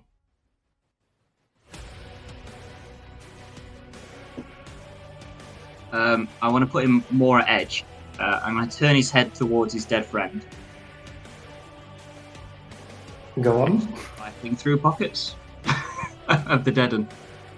Of the dead one. Smiling at Goblin too as I do it. Right, so unsure why you're grasping at Goblin 2's head, and you sort of turn him to face his friend, and I want you to roll an investigation check. Do I get any pluses? I probably don't, do I? Investigation. No. Gets 18. 0. Right. So with an 18, you start rifling through his pockets, and you don't find anything in his pockets. But Goblin 2 now is looking seriously worried. He thinks, these guys around me, they're shameless. There's no goblin code here. Goblin code. Oh, sorry. He's only thinking that. I'll find I'm going to very politely ask him, What have you got in your fucking pockets? That's not fair! Tell me or die. What has it got in its nasty little pockets? why do you think I'm after halflings? Amazing. I want my ring back. Oh. I love this shit. Look, I've got a dagger. I've got a dagger. You can have the dagger. We were gonna get paid from this. I've got And nothing. how much were you going to get paid? I mean, we were just gonna. The gig is, we go in, we fake a drinking competition, no matter Hey, what. that not what I asked. How much were you going to get paid? Well, it depends what you guys had in your pockets. I'm going to take Tell his you dagger. what. Yes, I'll watch as Click Clack takes his dagger. Sorry, Webber. We seem to just, we leave it a sec and then both talk at the same time. So Click Clack's collecting daggers over here. And I'm going to I lob his actually- dagger into the river. I actually motioned to Click Clack. He's like, "Oh, save one for me. I lost mine." Oh, I was going to lob it into the river. But I'll hand it to Maroni. So Click Clack's handing a fresh blade over to Maroni. All right then, my friend. I'm going to make you a deal. Yeah, a deal sounds good. You're working for us now. What? What's the pay? I mean, I'll work that out. Hey? I throw a gold piece onto his lap. As this gold piece sort of flies through the air and lands on the goblin's lap, you can see instinctively tries to grasp for the coin, but being tied up, he just sort of rocks back and then falls backwards to the side on the floor with the gold coin spilling out onto the ground. Look, are you going to time me or what now? Right. Here's how this is going to play out, my friend. You're working for us now, and I won't stand for any sort of insubordination. You try and betray us. I promise you, I will not be holding these two back anymore. And whatever you think we do, however nasty you think we are, nothing compared to what they're truly capable of. I have a boomerang. Look, It's not I'm free not to sure use it. about this one, but I mean that little one over there. Just keep him away from me. I'm going to get right up to him and whisper in his ear. I won't kill you. But you wish I had. Now, that's what's going to happen if you decide you're going to rat us out, you're going to sell us out, anything like that. However, you take us where we need to go, you act nicely, there'll be more coin coming your way. Do All everything. right. Yeah, you got a deal. I'd do anything for you. Just untie me and pay me a little coin at the end, and we'll be fine. We'll go our separate ways. Now, you're not going to try and pull a fast one on us. You know how easily we got rid of your friends. No, not at all. Not at all. I promise. Can I make an insight check? You can. That is a 19. Looking deep into Goblin 2's eyes, trying to work out exactly whether he's going to betray you guys or not. It's the sincerity in his eyes.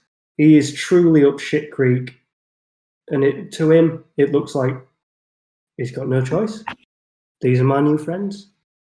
They're going to pay me a little coin, and that's it. Okay. After I take a look into his eyes, I twirl the dagger around. I make this almost like stabbing motion as though it's going towards him, but I undo his binds. So first off, Goblin 2 flinches a little bit, and then he realizes he's been cut free. There's a little bit of relief washes over his eyes. Right. Well, I'll take you to where the jobs are. Look, I'll take you to the Warren. We can pick up some bounties, and we'll go out. We'll make some coin together. Yeah. All right then. You lead the way, my friend. Brilliant. So by this point, we'll ropes You're are not off going to get it. your coin, are you? What did you say to me? You're not going to forget your coin. No. This is a down payment, one where I feel like we're going to have a very long and successful relationship. Certainly hope so. Yeah. Well, my name's Felash. Who are you fellas? You can call me Maroney. Maroney, pleased to meet you. The terrifying one over there is Click Clack. And the fancy one with the hair is Mr. Bob Gobalina. Oh, yes. Oh, it's very fancy. Very fancy. And then You've got to make sure you call him by his full name. Mr. Bob Gobalina. Right, I've got it. It's a pleasure to make your acquaintance. And Felash will sort of twirl his hand and bow in front of Mr. Bob Gobalina. It feels like it's warranted. When he does that, I just kind of fluff up my hair and I kind of have like a little girl like, whoo! Right, fellas, follow me. And then he starts skipping down the road into the mass of worn-down buildings. So we all, where do we go? So he's going away from the bridge and filtering down further into the great underground city of Karlak. As we do that, Maroney!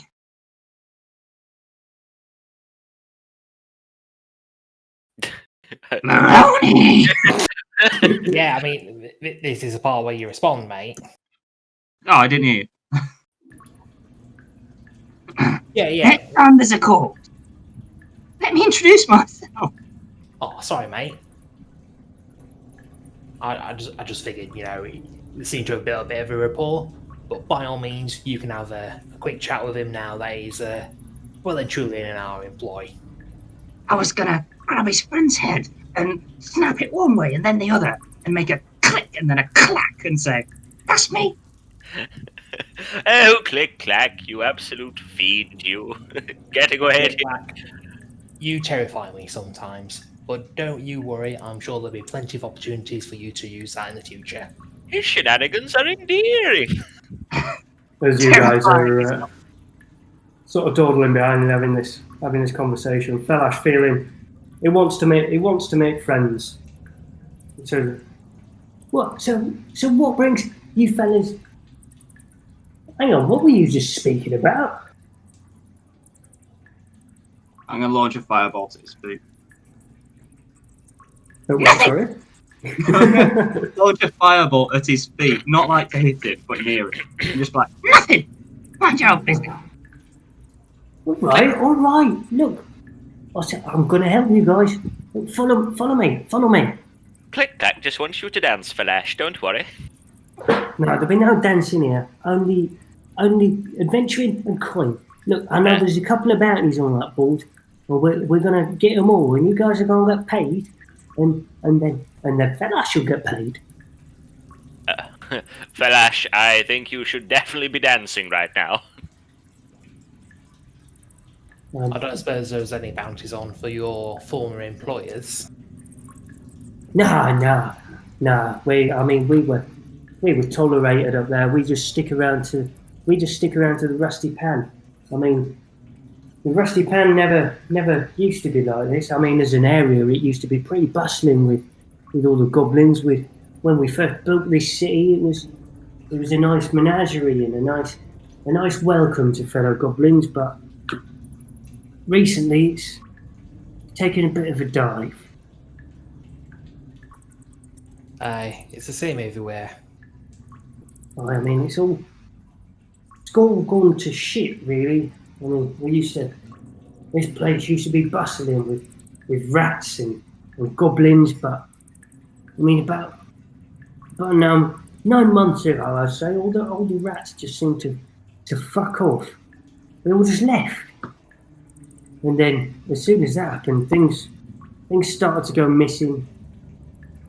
There were a couple of attacks on the outskirts. A lot of goblins faltered and went missing. And the Rusty Pan, everyone seemed to move further back into the city. As you're walking, sort of a lot. If you want to refer to the map in Discord, you're sort of walking along the river. Yeah. Further deeper into the meat port. Okay. So as this all opens up in front of you, there's a few stack buildings. You can see there's a little bit more going on. You can spot a few more different goblins. I mean, it's not bustling by any means. It all feels very sort of shady, and there's a couple of lanterns in the sort of down distance, and you can still hear the drops of water falling from the ceiling above you guys. And I mean, it's getting pretty dark. And then back in the distance, you see this sort of clump of mud bricks all built together. It's one sort of bigger building towards the back with a few lights on in between. Felash turns around and goes, "No, come on, it's right here. Look, this, my friends, is the Warren. Now this is where it's almost sort of like a job centre, if you like. We used to go in here and pick up anything that needed doing, and if you didn't have a shop, that's how you got work. Came in here, you did a couple of jobs, you got paid, and then you went about your business. But I mean, all the shops are gone now, so people started leaving, and when the rats left, I'll be honest, there might not be much there, but I'll take you in. Come on, let's go. Okay. I follow him. So, Also, Felash bursts through this door, acting sort of cockfire compared to how he was 10 minutes ago when he was tied up and nearly pissing his pants. He's got this sort of false confidence about him, and as he bashes down this door, you can sort of peer inside to the Warren, which is another dark building. There's a couple of candle lights in the background, and on one side of this room, there's like a sort of little bar area with one sort of cloaked, armored goblin in the back, and then along the other side, there's a couple of scrolled notes. As Felash walks in. Farak! How are we doing, me old mucker? The goblin behind the counter looks up and goes, Felash, are you not fucking a bit outside on the outskirts again? No. Felash is a changed goblin. I don't do that anymore, and I'd like to introduce you to my new friends. We've got Mironi, there's Clish Clash, and this fancy bugger is called Mr. Bob Gopelina. You're almost there. No, we are here. This is it. I hate you, Felash.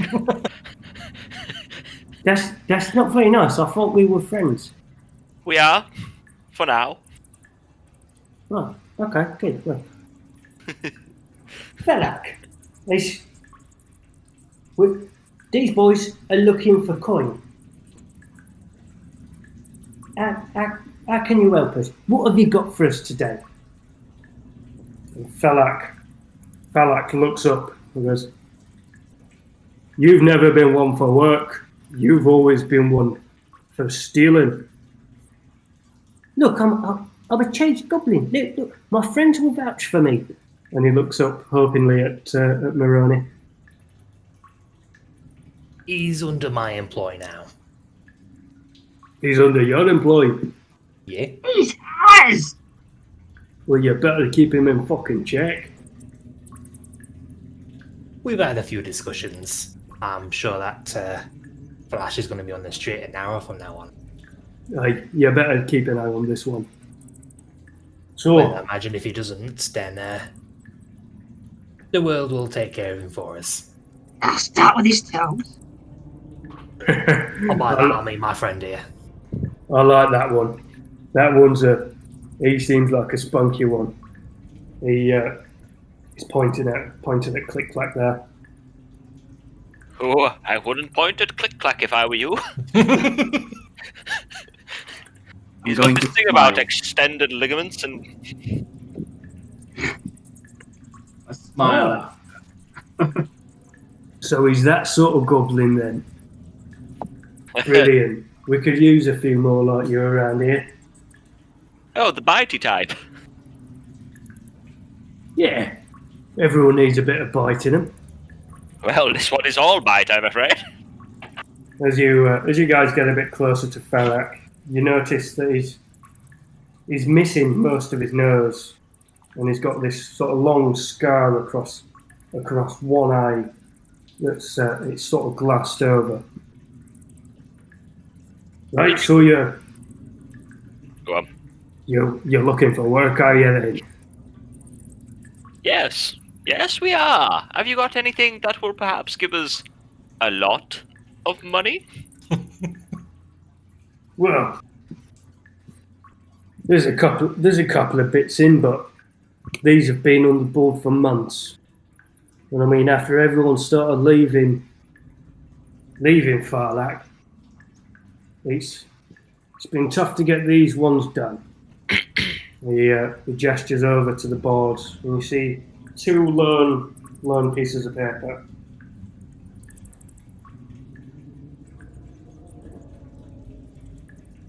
Well, Yeah. Go over and have a look at them. Yeah, so the first one, across it says, missing rice. Yeah, if you want any questions about answering, just come to me. I'll let you know. I'll dust off the old logs. That one there, that one in your hand, the one for Bryce. That's the blacksmith's boy. He's offering up a decent sum for that. He's offering up 100 gold pieces. oh, 3 digits. Currently being 3 goblins with 3 money in a massive search of being 3 goblins with 100 money. We could probably do this job. Yeah, and if you want to take that one and all, and the other sheet of paper on there, it just simply says giant rat problem. Clear out the westerly caverns. 200 gold pieces. So yeah, to read that one, I actually pull up my glasses, which held in my hand on one of those, like literally hit my fucking picture, and I kind of like squint into it, and I'm like, boys, this one's for double the amount of money. Oh yeah? What we're looking for? 2 blacksmiths boys? No, so, right. The blacksmith, he had a son called Bryce. This was only about a week ago. He came in all flustered. Said his boy's not being back. He mentioned something about going and exploring some caverns, but he's not given us much information about that one. Well, If you find anything to give him, I don't know, a little bit of hope or a little bit of closure, or just bring his lad back. I mean, personally, for me, I've not got much hope for him. He's been gone a week, and a lot of goblins have disappeared in the last 6 months. Well, it is true that every 24 hours it gets exponentially harder to find a missing goblin. Aye, I've not got much hope. And the other one, yeah, that the giant rats, that one's actually come down. We're all going to pitch together for that one. Because, I mean, the rats, we used to work side by side with them. And they, all of a sudden, one day, they just left. And then they started getting bigger. And some of them came back into town. And put it this way, they took a few of us through there. Now there's only a few of us left. City's on its arse. All because of the fucking rats. Well, I don't know about you boys, but I'm more of an investigator than I am a straight-up murderer. I mean, I don't believe you, but I'd say if we're going to do any of these, let's go find the kid. Are you going to let that go at any one point? I didn't mean to kill the Gobbo. Aye, but he is dead. By accident, my friend. Hearing this, bloke behind the counter, his ears sort of prick up. His up. Yeah. You've been killing? No, not at all, not at all, not at all. Their names were. No, click-clack. No, shush now, shush. Oi, push boy. Let the little fella speak. Go ahead, click-clack. Let me tell you a story. We were in the bar. We were drinking with some new friends of ours, and there was some money on the table, and they weren't happy about losing, so they stole something from me. So we killed them. Their names were Crackle and Borkle. Oh, crap. Yeah. I've got Fellas, that's you're all fellas, innit? Yeah, that's well, they were. I mean, the bit of an arsehole. That's behind me. That's in the past. Fuck those guys. Do I see any sweat beads rolling down Felash's face right now? No, you get the feeling that he's genuinely very flippant about this. Okay.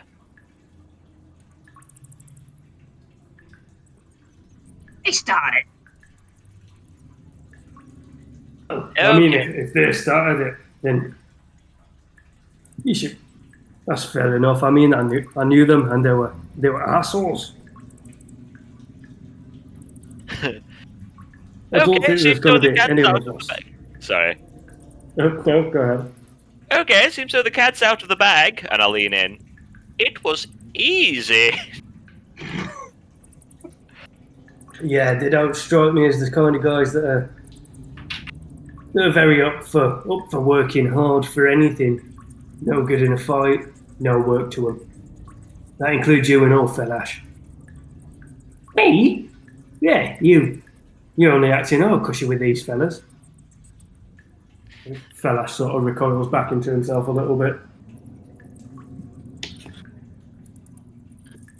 Farlight looks up and goes, so, if you want a bit of a lead from that, the last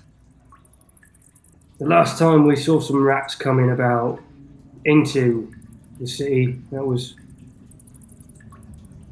just sort of to the west, in between here and the Rusty Pan. There's a few sort of caverns over there. You might want to start looking over there, boys.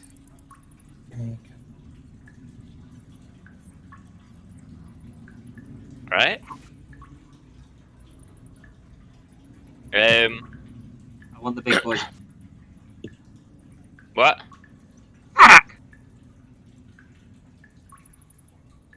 What? anywhere to stay? I can't hear a word you're saying. Oh, can you not really? No, I can hear you through your mic. It's just that was very indecipherable. Sorry. Okay, to be honest, I couldn't make out what you were saying. It's very hard. All right. Is there anywhere to stay? Look, if you're looking for somewhere to stay, I mean, as a couple, we halfway houses over in the burrows. They'll probably help you out. But there's this nice little one. It's actually part of the warren, or it was part of the big warren when we used to have a lot of people coming in taking jobs from us. Go over there. It's called the Riding Goblin. You'll know it when you see it. It's got this big sign out front with it's got a painting of a goblin riding a boar on the front of it. If you go in there and speak to Meeksal, tell him that I've sent you, he'll do you a good rate. So that was Meeks. Meeksal, I'll put it in here. Neat.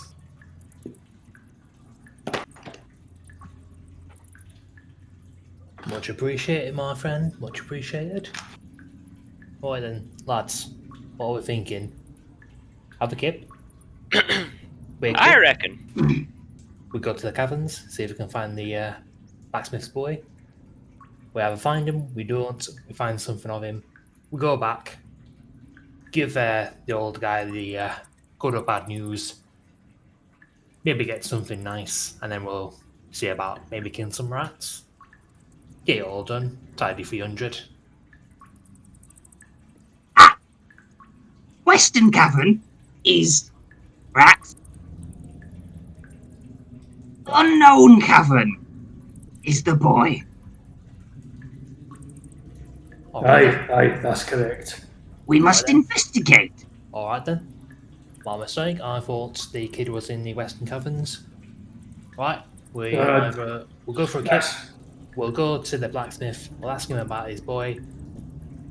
We'll go after him, see if we can find out. Get our reward one way or the other. Then we'll fight some rat. So let's have a kip first. What time of day is it? I'm going for a kick, but it could be like. I mean, even there's a giant oculus in the above the city, and you can tell it's nearing sort of nighttime. There's not as much light in here at all as there usually is. I just want to make sure I'm refreshed for this adventure. So Falash is take a. Does that mean Falash gets a room? Does Falash get a room as well? Yeah. Outside! Fair enough. I deserve that. Come on, I'll show you where the Riding Goblin is. Well then, let's go. Just a quick question. Do we want to go straight to sleep, or do we want to have a word with the blacksmith first before we go to sleep? Shall we have a word with the blacksmith and tell him that we're going to set off in the morning, even though it's like, oh, I know your boy's been gone for a week. Another day won't hurt. Well, we don't have to tell him we're going in morning. We don't have to tell him out, really. We just ask questions. Alright, yeah. I mean, that's very click-clack of you. Yeah, this is when we find the kid and it's like, oh no, he died 8 hours ago. I would carve a small child out of him as click-clack. Wait, you'll do what? I would if I was on my own, but I'm not. Being very tolerant. And we appreciate that, friend. Okay, actually, did we actually figure out where the blacksmith was? You did not. Ash! Yeah? Blacksmith. Look, the fella that you're looking for, His name's Ilfin. He just lives 3 doors down to the left of the riding goblin. I'm sure he'll be home now because, well, the dagger manufacturing's on its arse. Lead. Who? Who, me? Lead the way. Yes, lead the way. Right. Come on, follow me. So as you guys all leave the warren, you start walking down onto the front of this sort of docks, and you notice that there's this huge lake that spans back into the darkness. I mean, you can't see exactly how far it goes back, but it's a huge body of water, and you just notice the stench that's sort of coming off of it. I mean, a lot of this water's probably been sat there for quite some time. And as you're walking through a bit further in, you're sort of entering the burrows, and aptly named, there's just a lot of holes in the ground, sort of mounds of mud riding up, some with lights in, a lot of them looking very derelict. And at the back, you just notice this slightly larger than the others. There's a sign outside of it with a crudely painted goblin riding a pig. And I mean, it's not as ornate as you were led to believe, and it's probably not as recognisable either. I mean, to some with poor eyesight, it might just look like a blob riding a pink blob.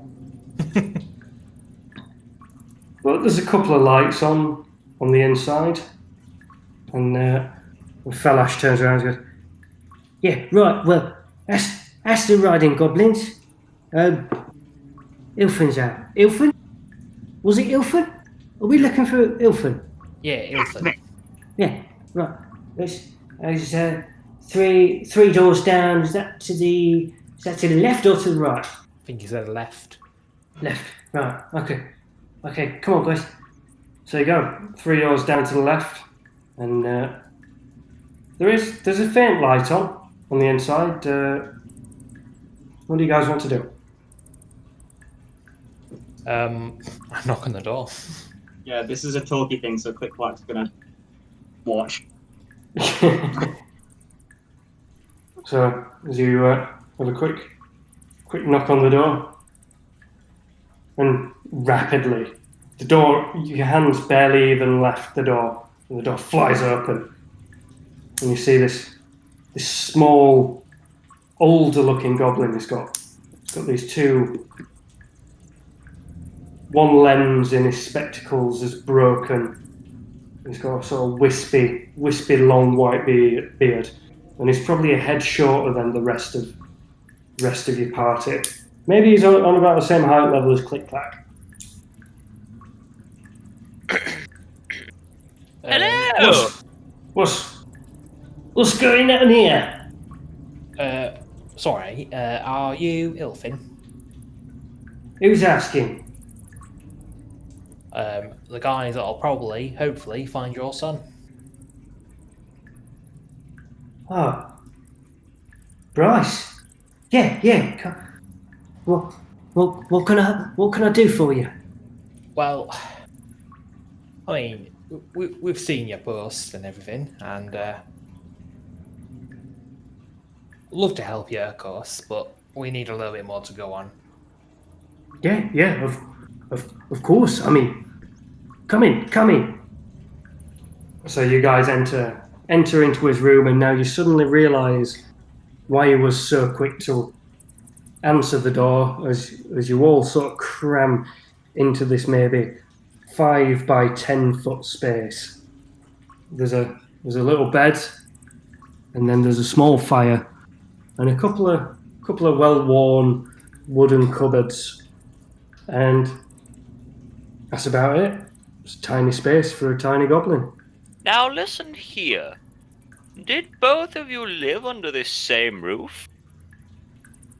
I mean, yeah, I mean, Bryce has grown up with me and we've never really been able to afford much more. But, I mean, I put all my life savings into getting back my boy.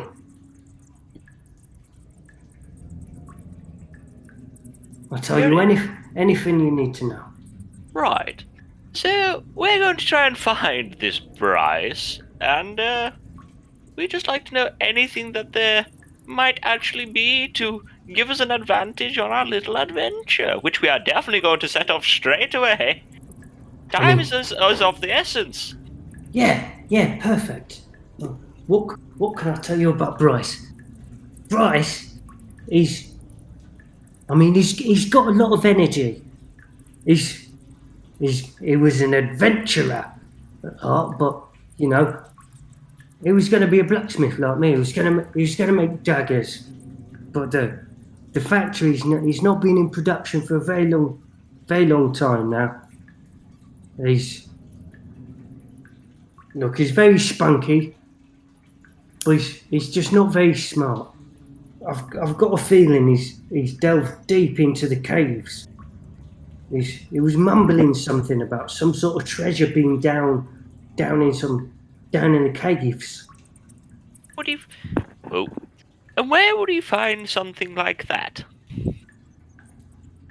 I don't know. He just mentioned he was going out one day. He said, I'm gonna find this armor or something. He said he was very prized and he was looking about some armor. He said, "Oh, it's my treasure. I'm gonna go find my treasure."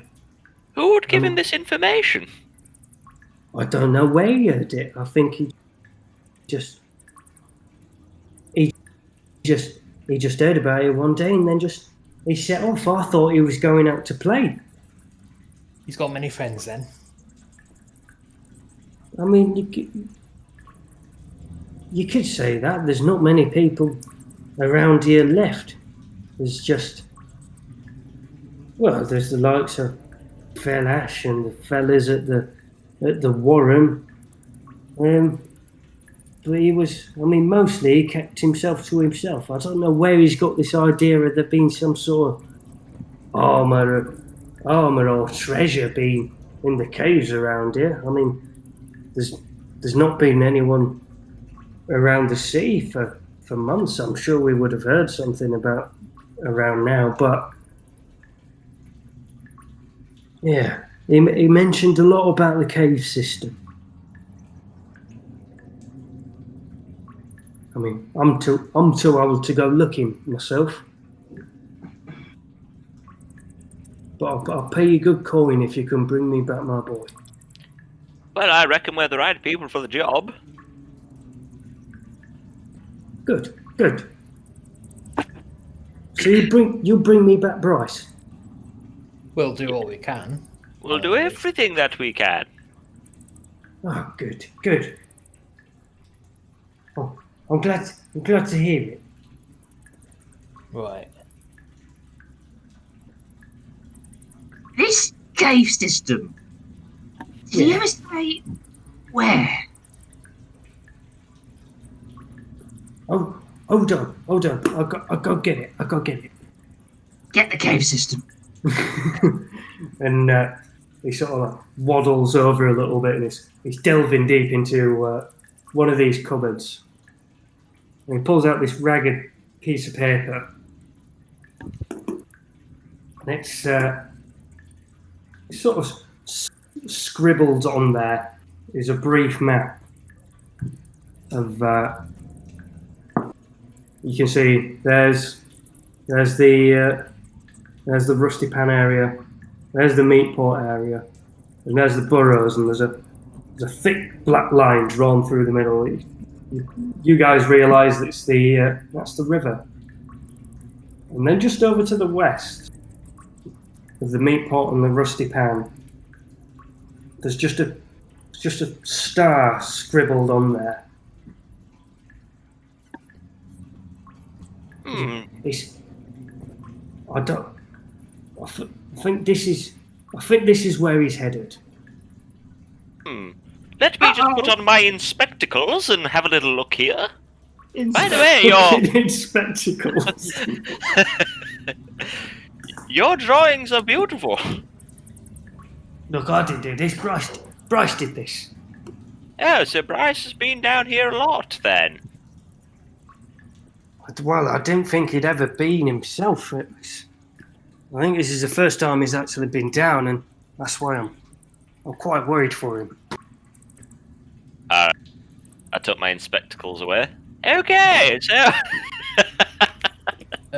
Your lad, did he take anything with him? Any daggers or anything to protect himself? Well, I've noticed that my dagger's gone missing, but he's not a very smart kid. I don't think he'll have taken much in terms of supplies with him. And he's been gone a week. Is he wearing metal? No. Well, none of my armor's gone missing. Oh, you have armor, do you? Yeah. It's this, Made and of then metal? he opens a cover. He goes, I'm quite proud of this one, and to you guys, it looks like a raggedy piece of leather. Yes, quite impressive. Yeah. My father made it. His hands, were they okay? I mean, yeah. Don't you think it's good? Do you guys want to take this with you? Yeah. Well, okay, we've got to take her. Look, you can have this. You can have this. And as he's passing it over to Click Clack, you realise, I mean, it's almost falling to pieces. AC Yeah. minus. You get the feeling that this isn't really going to do much to block anything that did come our way. I'm gonna chew it anyway. Okay, that's very interesting. I had my apprehensions, but it actually suits you, Click Clack. As I'm there, gnawing on it. Don't you worry, that's Okay. just his way of inspecting things. Right, okay, right you are. So when are you guys thinking about going? Right, well, Straight away, boys, right? we're going to be asking a few more questions around the area, see if we can find out a bit more. They'll be going as soon as possible. Brilliant, right. Fantastic. Please just bring me my boy back. Before we go, I don't suppose you'd know what is down there in terms of threats, or what could possibly bring about our demise. In terms of threats, I mean, in the past few months, I think, I don't want to believe it, but I think that's where the rats have been coming from. Oh, for fuck's sake! I mean, okay, let's of course, two birds, one stone, and all that. Yeah. So, are you boys thinking about cleaning out the rats as well? We were thinking about it, but your lad came first. Alright, good. Just you bring me my boy back. Priority is your boy. Right. Is there anything else I can do for you boys? I think you've answered all you can. The only thing left for us to do is actually find him. Aye. Thank you. And if you bring it back, my life savings are yours. Ilford, What? got any caltrops? Any caltrops? Pointy, spiky, ouchy, footy. I'm afraid not, little goblin. My fighting days are behind me. The days of laying traps is done for the me kid. I'm gonna hand him back the armor. I'm gonna go. Got any better jerky? He looks sort of perplexed as you hand him this, what he thinks is fantastic armour, back now with a series of slobbering teeth marks in it.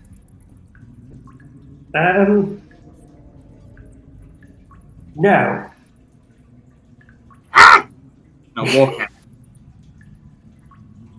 right. Thank you very much, boys. Just bring me my board back. Right you are. And I'll leave. Cool. So, you guys all walk out onto the street. Felash is sort of eyeing up the street, looking for a good spot to curl up in as he walks down past towards the riding goblin. Look, What? here's the right. Look, here's the riding goblin. You'll find a room in there. Alright. Flash, just before we go on in, Yeah. did you know the blacksmith's lad? I mean, he was a Weasley little fella. He was only young. We felt like it wasn't right to steal from him. I mean, we took a couple of things, but we felt like it wasn't right. He's a bit of a pushover. But have you seen him since that bill's been up, or at least beforehand? I mean, I've seen him before. I've not seen him since.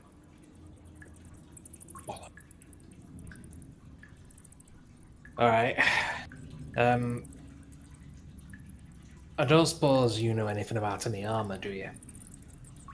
You've not been filling his head with any lies, have you? No, that wasn't us. I don't know where he's heard that from. Alright. Sounds like you could make some good coin off it, though. If you know what I mean. I know exactly what you mean. It's the reason we're all here. Yeah, we'll make. If we find the armour, we just sell it. And then Felash has heavier pockets.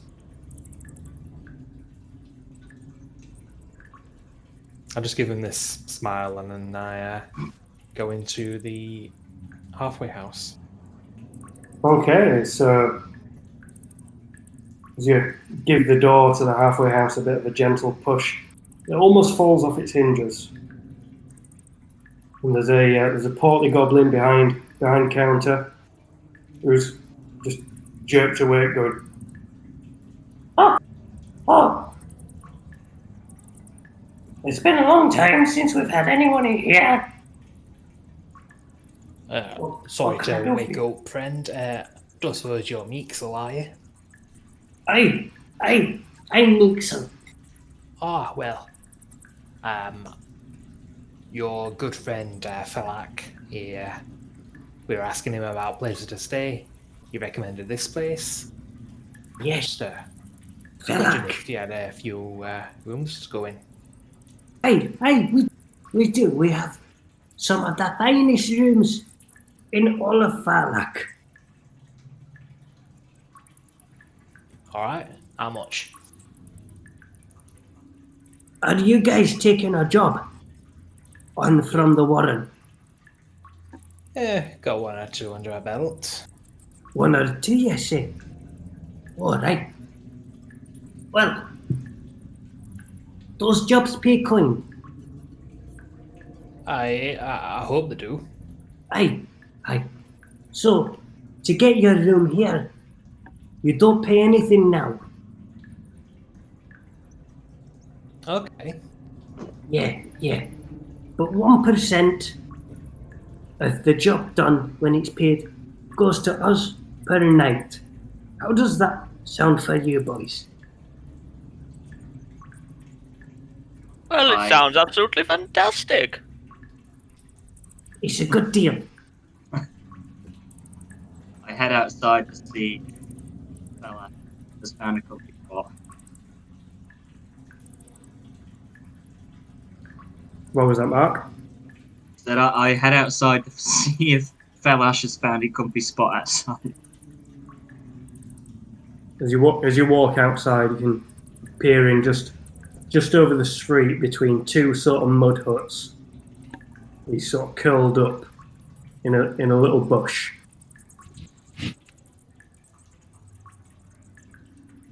Oi! Move over! Me too. What? Me too. Don't trust you. This is my bush. Fine. Stomp off. Go find your own bush. I would like to try to find my own bush. Roll a perception check. For a bush. I'm not gaining 1% per day of my earnings, right? Natural one. You don't see any bushes. Instead, you see a hard rocky shoreline next to a lake of stagnant water. Perfect.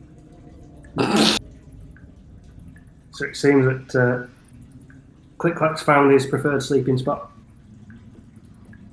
Not a bush. The rocks on the shore.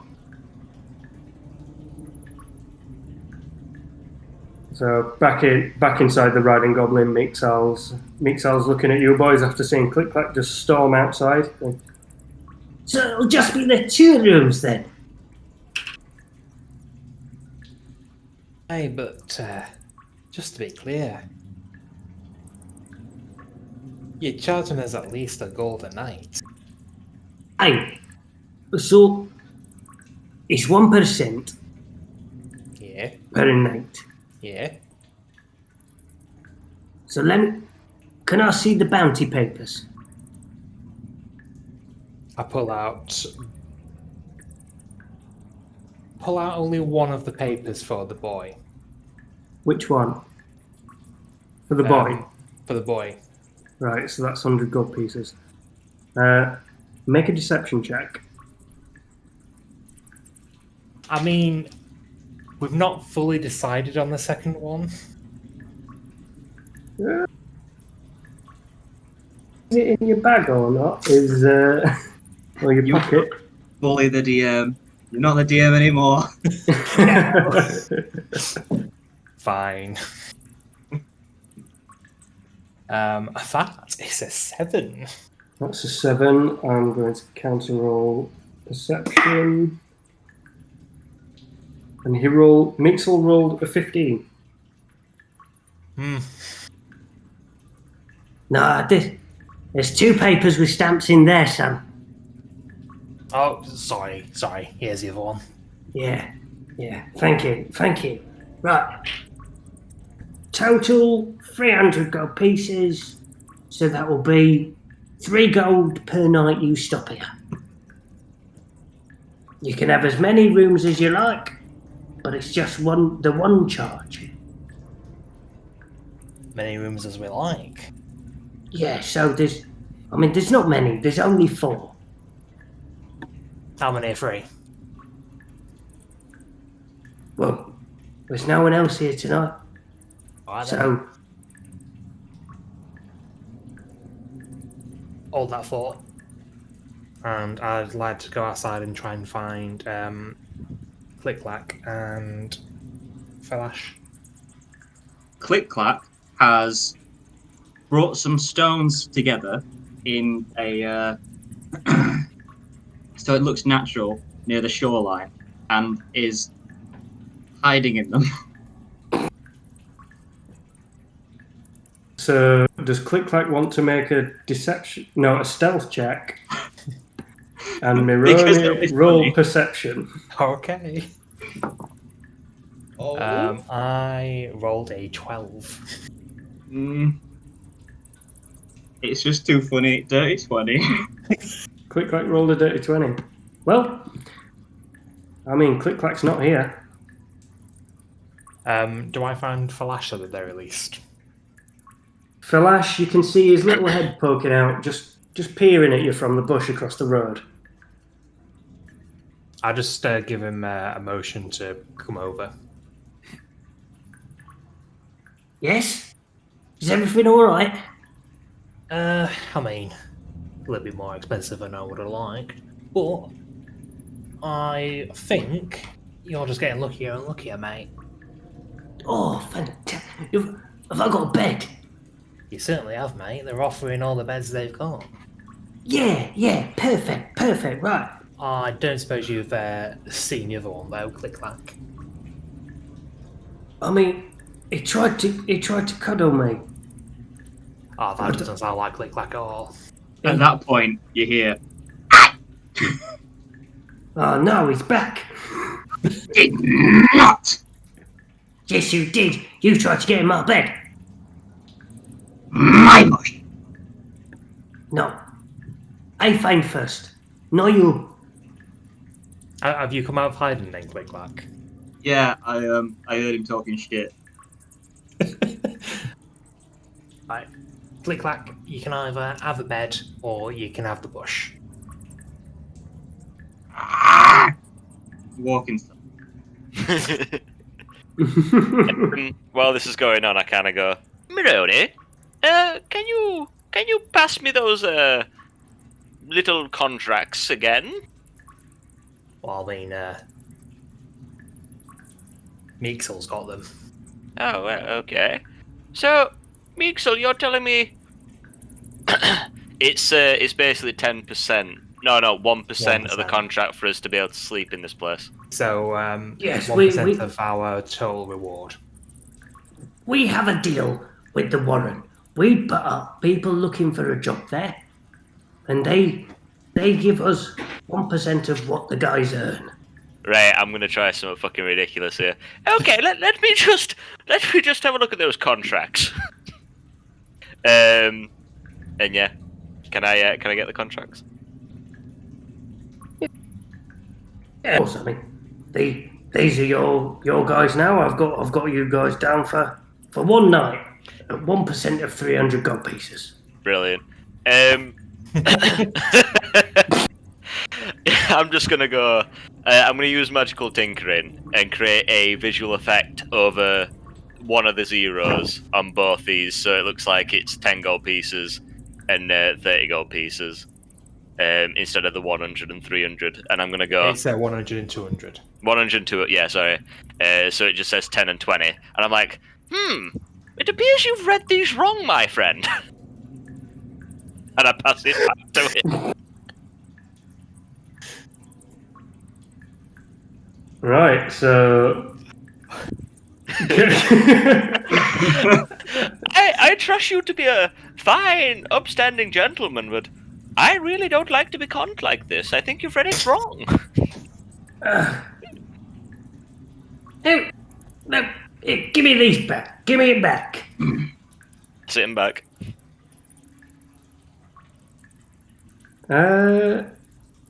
can I make him roll a deception check? See, does You're it the just- DM, no? you can make him do whatever you like. Roll a deception check. My deception's so shit. Oh, I rolled a 16. Nah, this can't be right. I checked it earlier and it said. This one said 100 and 300. I've got it written down right in front of me. What have you done to these contracts? Excuse me? Another one of your lot, eh? I see. Mixel gives the papers a quick shake and then looks at them back and goes, Yeah. There's the zero. "Here you go, chaps." Hands the papers back. Yes. Right, so that'll be 1% of 300 gold pieces for a room for all you lovely boys. And don't pull What? any more of that shit. What did I have to roll to actually do that? Because 16's alright. I were seeing as he had it written down in front of him, I was only going to accept a natural 20. Oh, that's... well, alright. Just gotta be quicker on my toes next time. We'll get this down, properly at some point. That's what I should have gone, let me Have a look at that writing there. Have a look at your book. Yes, see, you're trying to do us again. Oh no, see, so it looks like your contract with the Warren says that you actually pay us 1%. Let me have a look at your brain. Now that voice would have been great. I've run out of magical tinkering, so I couldn't do it if I wanted to. So, Okay. I'll show you guys to your rooms. I'm guessing just 1 gold out of everyone, right? That immediately comes out of what you get paid from the warrant. Yeah, so we don't pay now, we get Oh, okay, that yeah. when we actually get paid. Oh yeah, that's fine. Just thought I'd try and squeeze 3 more gold out. Tax on gross. That's interesting. So, here are the rooms. Pick any one you like. And you walk in, sort of like a little hallway with 4 wooden doors either side. And each room, as you walk in, sort of like a little sort of hay mattress in the corner, and a little fire in each one, already lit. I mean, it's not the cleanest place you've ever been in, but it'll do. It's surprisingly comfortable. So, go on, Mark. When Click Clack walks into us, he sees the fire, goes, claps his hands, and uses prestidigitation to snuff out the fire immediately. So And there then is goes- a roaring fire in 3 of the rooms, and delighted squeals coming from the other. Alright, I think Click Clack's found his room. Guess I'll take this one. Delighted squeal. Just for a fire being out, he's there in front of it going, I love this fucking character. Right, so you guys want to take a long rest then? Yep, we. I'm fine, I couldn't cast any spells last combat, I didn't have my diamond. Oh, fucking hell, yeah. I couldn't cast them. You didn't get hit, you didn't cast out. What, for I mean, the that's sake of... Firebolt. It's a cantrip, isn't it? Cantrip up. Yeah, it's cantrip, but Yeah. it's not like you just stood there just like, oh well. No. I've burned some folk, haven't I? Right, so if you guys want to take a long rest, does anybody need a quick toilet break? I'll try and tie these in with the plot. I'm good. I'm alright. I'm going to have a little toilet break, but I am going to have to get off pretty damn soon. Right. Well, yeah, there'll not be too much left of this session. We'll have a quick 5 minutes now, and yeah, I think within the next sort of half an hour or so we'll be wrapping up. Cool. As long as it is in half an hour, though, because genuinely I've got to like put my head down and start sleeping. You'll stay for as long as I say you will. Well, you are the DM, so I guess. Roll a d20 to find out whether you're asleep or not. Whatever again. No, yeah, we'll have a quick 5 minutes then, guys, and then we'll start wrapping up. Cool. Can't wait till Josh takes the point of exhaustion.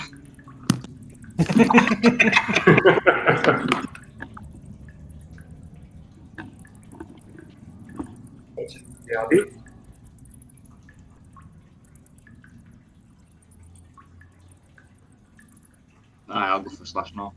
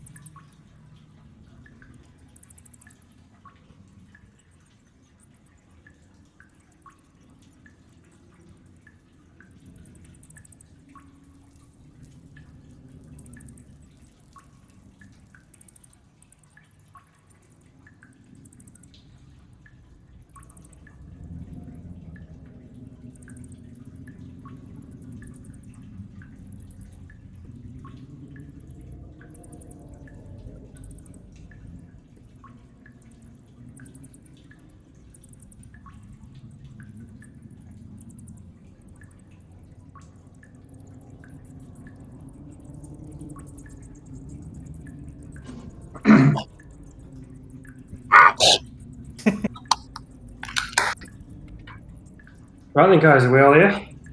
Yeah. I'm still here. Ziva's back. Not heard him yet. Ooh. Clickety clack. Mark is back. I'm not going to lie, Mark. I'm loving this Click Clack character. I'm loving all of your characters, actually. It's frustrating because I feel that the way that I'm doing the voice means that you can't talk to people normally. Because it's really hard to do that in the voice, but also just ask normal questions. Yeah. Well, But then I suppose it's the difference between, because I think Critical Role's sort of like washed everyone over, that even when you're talking meta, they all stay in character, because I think it's just because they train voice actors to do it.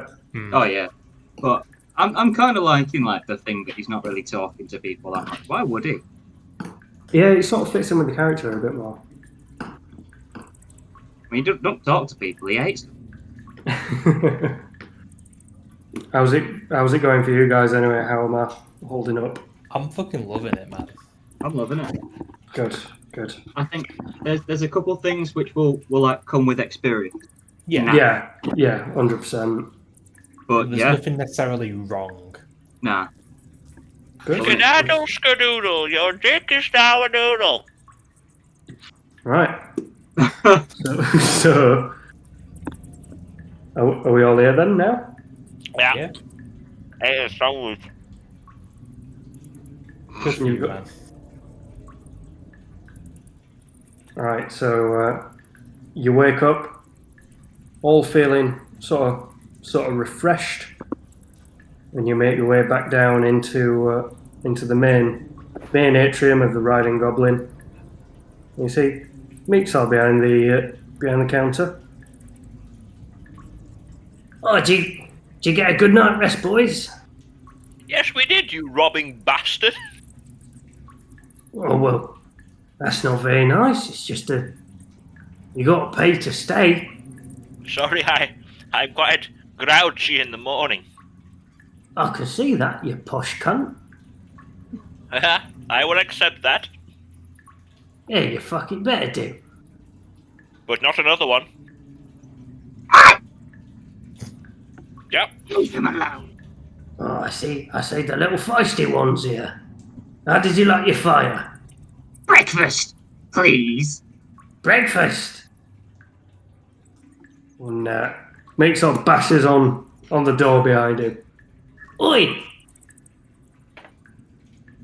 Greffin, what's for breakfast? It's oats. It's porridge for you boys, I'm afraid.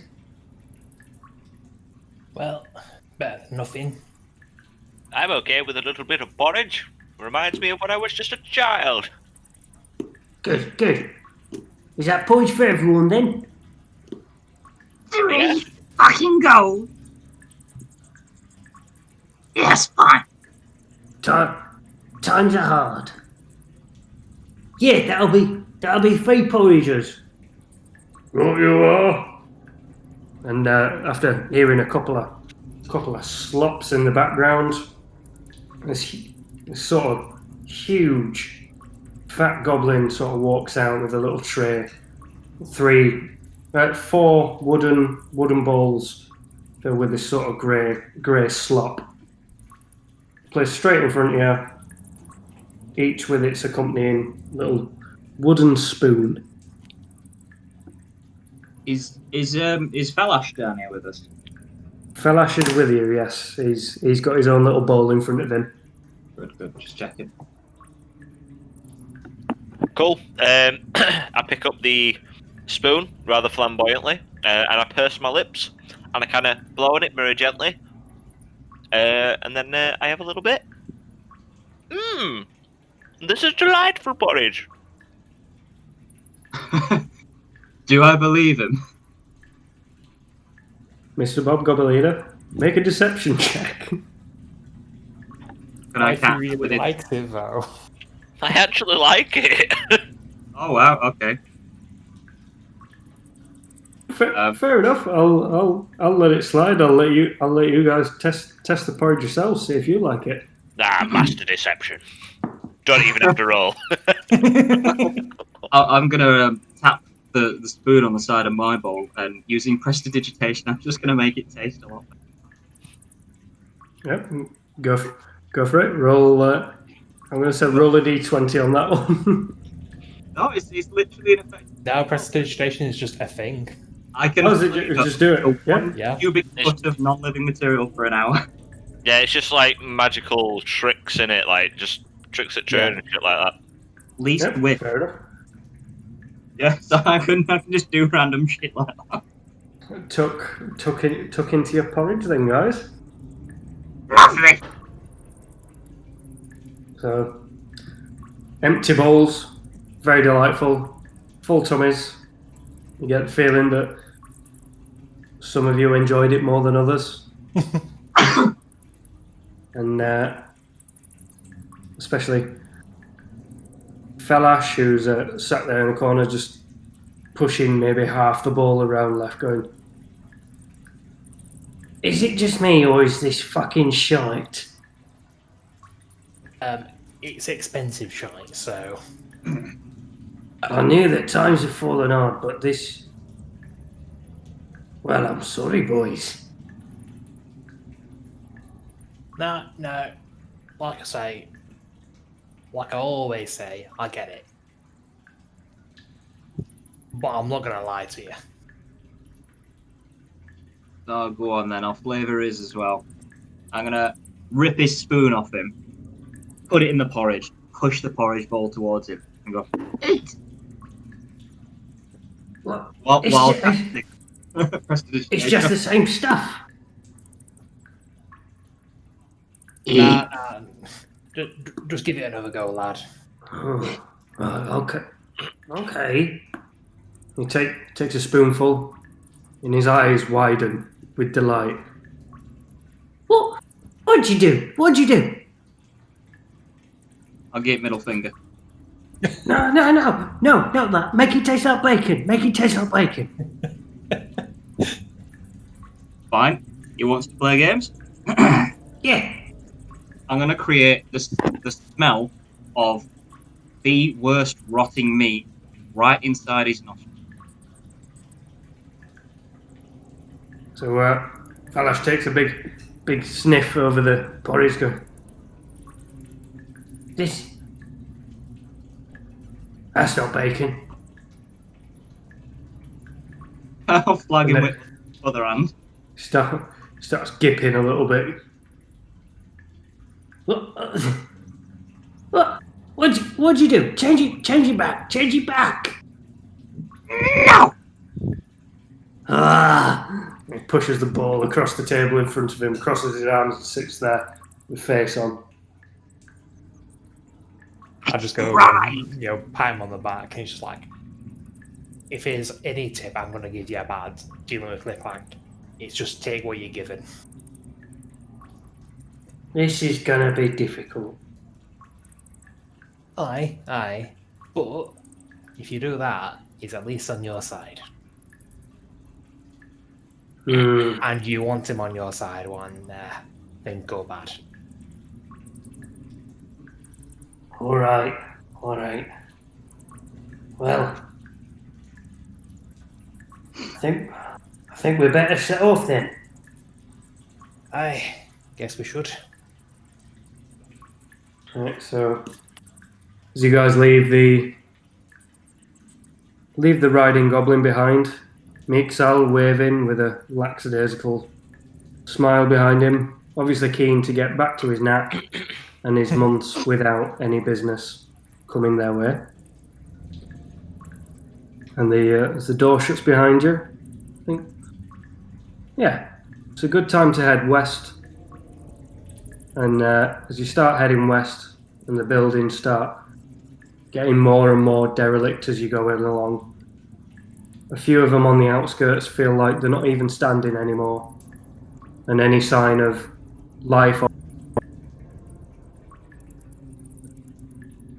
as you carry on towards the west, following the roughly drawn map that Bryce had drawn up for you guys, you come to where you feel like the Big X would be. as the cavern walls are starting to narrow in around you. Similar to the entrance that you walked in on, but something about this feels a little more off. I'd like you to roll a perception check, please. All of us. Yes. 5. Right. It's an 18. 18. Right, that'll probably do it for the group. So, Moroni, you notice as you're walking further towards this cavern, there's a few sort of breadcrumbs on the ground and little bits of food strewn about. I don't suppose I see anything more with 22, do I? The 22, you see even more food and breadcrumbs strewn about the path. Oh, hello. Sort of the little bits that have been dropped from stuff being carried away into the cavern ahead. I didn't have to put out my spectacles for that one. That's the last time I'm going to bring that up. Shame. So, do you guys want to delve deeper into this cavern? Boys, friends, I think we should dive deeper into this cavern. You know what? I had the same thought. Well, we've come this far. Yeah, we're not going to come all the way out here just to turn back, are we? No, that would be ridiculous. Click Clack will go first, walking in front of everybody. And you will cast Mage Armor. Walks in. It's going to cast Mage Armor.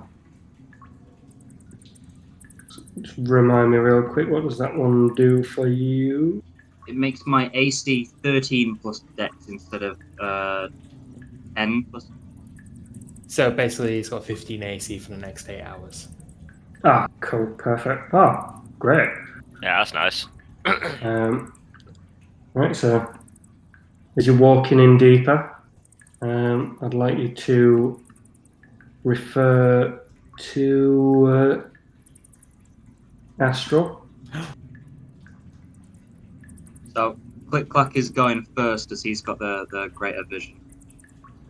Yes, and I need to adjust your guys' vision for a second. I think I can do my own, really. Just going to 60 foot in it. Yes. Go So out. I've done Moroni's.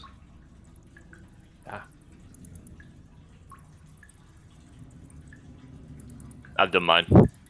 Cool. Right. So as you walk into a cavern, you can see sort of rocks building up to the walls as it sort of opens up a little bit and then constricts towards the end of what you can see. I'd like you all to roll perception again. Bibbidi-bop-bop. Oh, 17. 17. No. 15. Right, so with the 17, you sort of start hearing a couple of squeaks off in the distance. There's a little bit of scuffling, and a couple of rocks fall around you. And that's where we're going to leave today's session, I think. Okay.